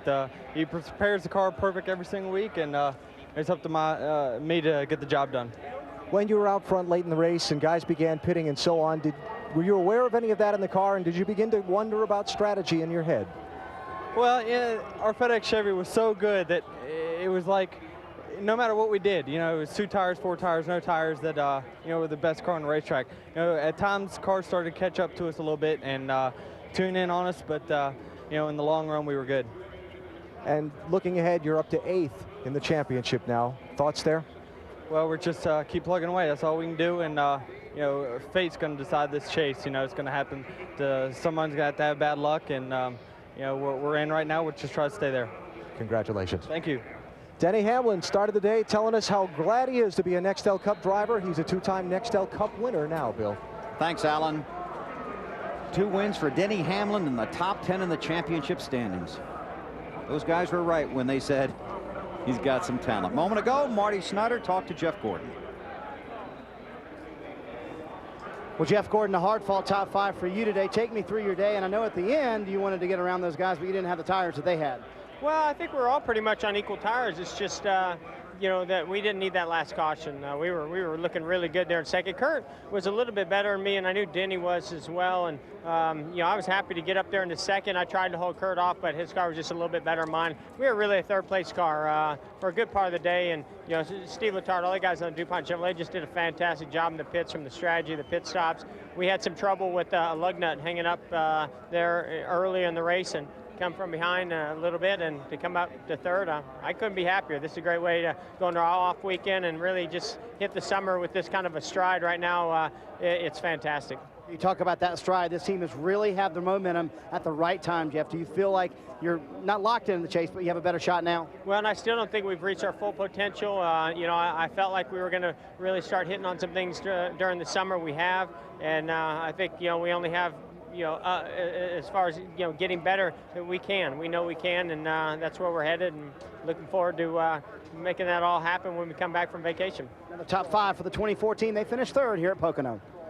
And he heads to Indianapolis, and he knows the way to victory lane there. And he did tell me at the Indy test that he really believes the team is getting stronger, ready to go. Let's go back down to pit road. With Tony Stewart now, and Smoke, people had a lot to ask you today at the end of this race. You apologized to your crew for what happened on track, said you'd make it up to them. Finishing 7th, do you feel like you did? Yeah, I think this was as good as we were all day. I mean, we never really got above this in track position, but awesome job with Zippy and I working together, and the guys having awesome stops all day, you know, getting us back to the front there. Just wish we wouldn't have had to have to race that hard that early in the race to have to get ourselves in a position to do that. So talk about that with the 07 racing hard. Racing too hard at the beginning of a 500-mile race. I mean, the problem is they don't learn give and take in the Busch Series, and they run the Busch Series on Saturday, and you know they came from Martinsville yesterday, and they come here to you know, Pocono today, and they're still racing like they're at Martinsville in the Busch Series. This is not the Busch Series. This is the Nextel Cup Series. So if they would all learn a little give and take, none of us would have been in this position. I mean, Carl ended up with a bad day because of it. The 5 car ended up with a bad day. I ended up with a bad day. So, you know, 4 cars ended up with a bad day because one guy couldn't be a little bit patient at the beginning and use a little give and take like they talk about in a driver's meeting every week. And you worked yourself, I believe, unofficially back into the top 10 now for the chase. What's the outlook? I never doubted we'd be back in the top 10. So, you know, it's just 1 week after we got out. So, you know, I'm not worried about it. Everybody else seems to be more worried about the top 10 than we are because we know we're a top 10 team. We know if we just do what we did today and keep digging, we'll be where we need to be at the end of this. Bottom line, Tony, at the end of the day, should you have been more patient? Should I have been more patient? Yep.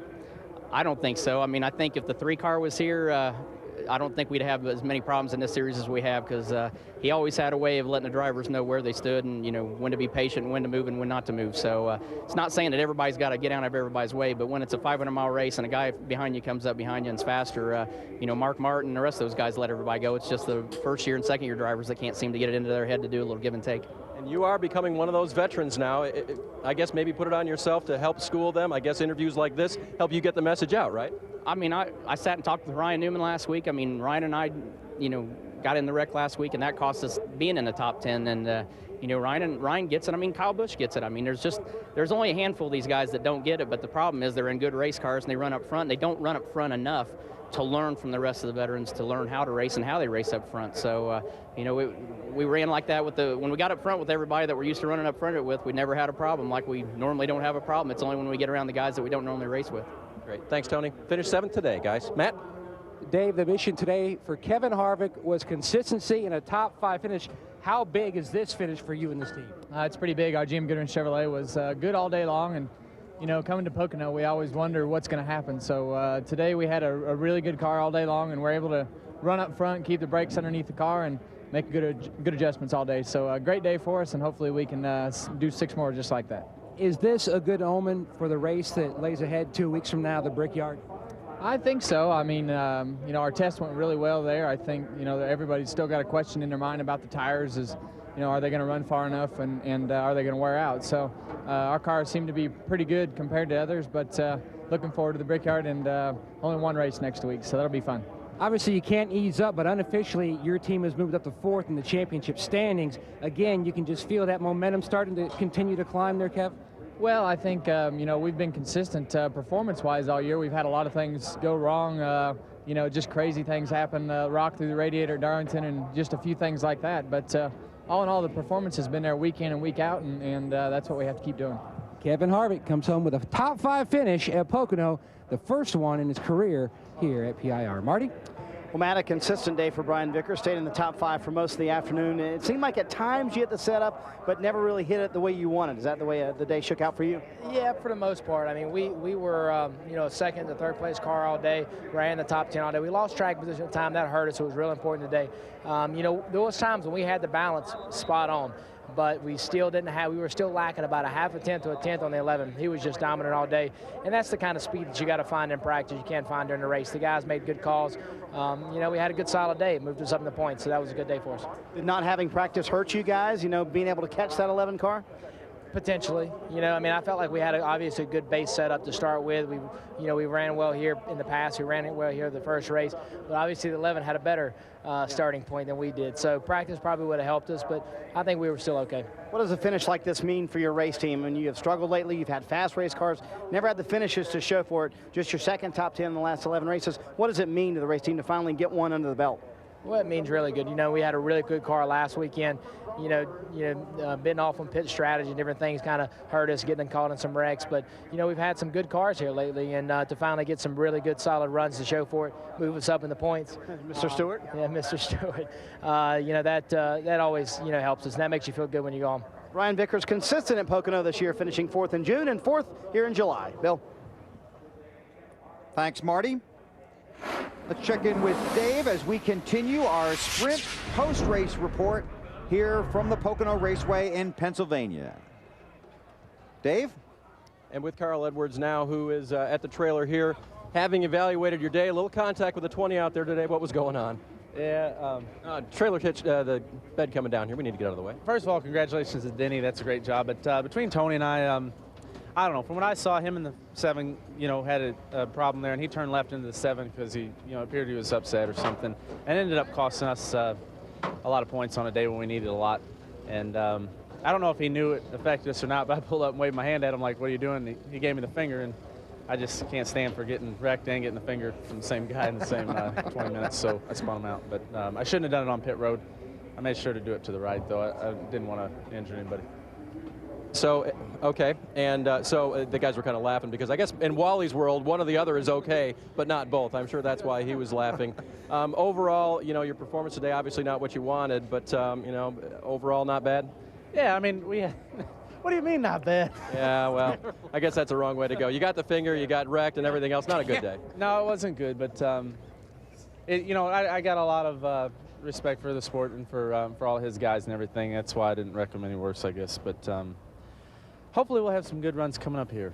But thanks, Office Depot. Thanks, everybody, for watching, and just too bad that happened. And thanks for driving Wally's car this weekend. Carl Edwards, appreciate it, bud. Hey, Dave. Hey, Dave, you wrecked too there. Yeah, totally. Thanks for all the help. Appreciate it. All right, good job, Dave. Here are the unofficial results. Denny Hamlin led 151 laps, so he led every lap but 49 of them. That's just an outstanding day. Sweeps at Pocono. Good run for Vickers. We heard from him. Bobby Labonte comes home 8th. Martin Truex Jr. Great run for that one car. You're right. J.J. Yeley, teammate to Denny Hamlin, 11th. Robbie Gordon got a 13th. And Kyle Busch changes front shocks, come back with a 12th place run. Oh. Schrader, Blaney, Nemechek. Can't do that too many places. No. But this is one place you can change the front shocks and get away with that. Greg Biffle had some issues throughout the day. Finishes 24th. Dale Jarrett. David Strimmy, first car 1 lap down. Another tough day for Elliott Sadler. And Stephen Light in his first NASCAR Next Up Cup race. Yep, 33rd. 33rd. At least he runs 497.5 miles. A couple of guys way in the back there. Carl Edwards and Dale Earnhardt Jr. taking a big hit today. 6 to go before the chase. These are unofficial, but look at how close it is. Yeah, look, I mean, Casey Kane, 424, 25, 27, 3 spots right there. Very close. Yep. And it's dropped back to 11th as we look at the second page. You see Tony's in now. Junior out by 15. Biffle out by 44. Busch on the bubble, but Carl Edwards pretty much out of it now, barring a magical run over the next 6 weeks. Denny Hamlin celebrates in victory lane. He knows it well in Pocono. In June, a spin early in the race, but car, driver, and crew came back to take home the checkered flag. He started from the pole today, worked his way through traffic after a variety of pit stops, led 151 laps, and Denny Hamlin celebrates his second win at Pocono.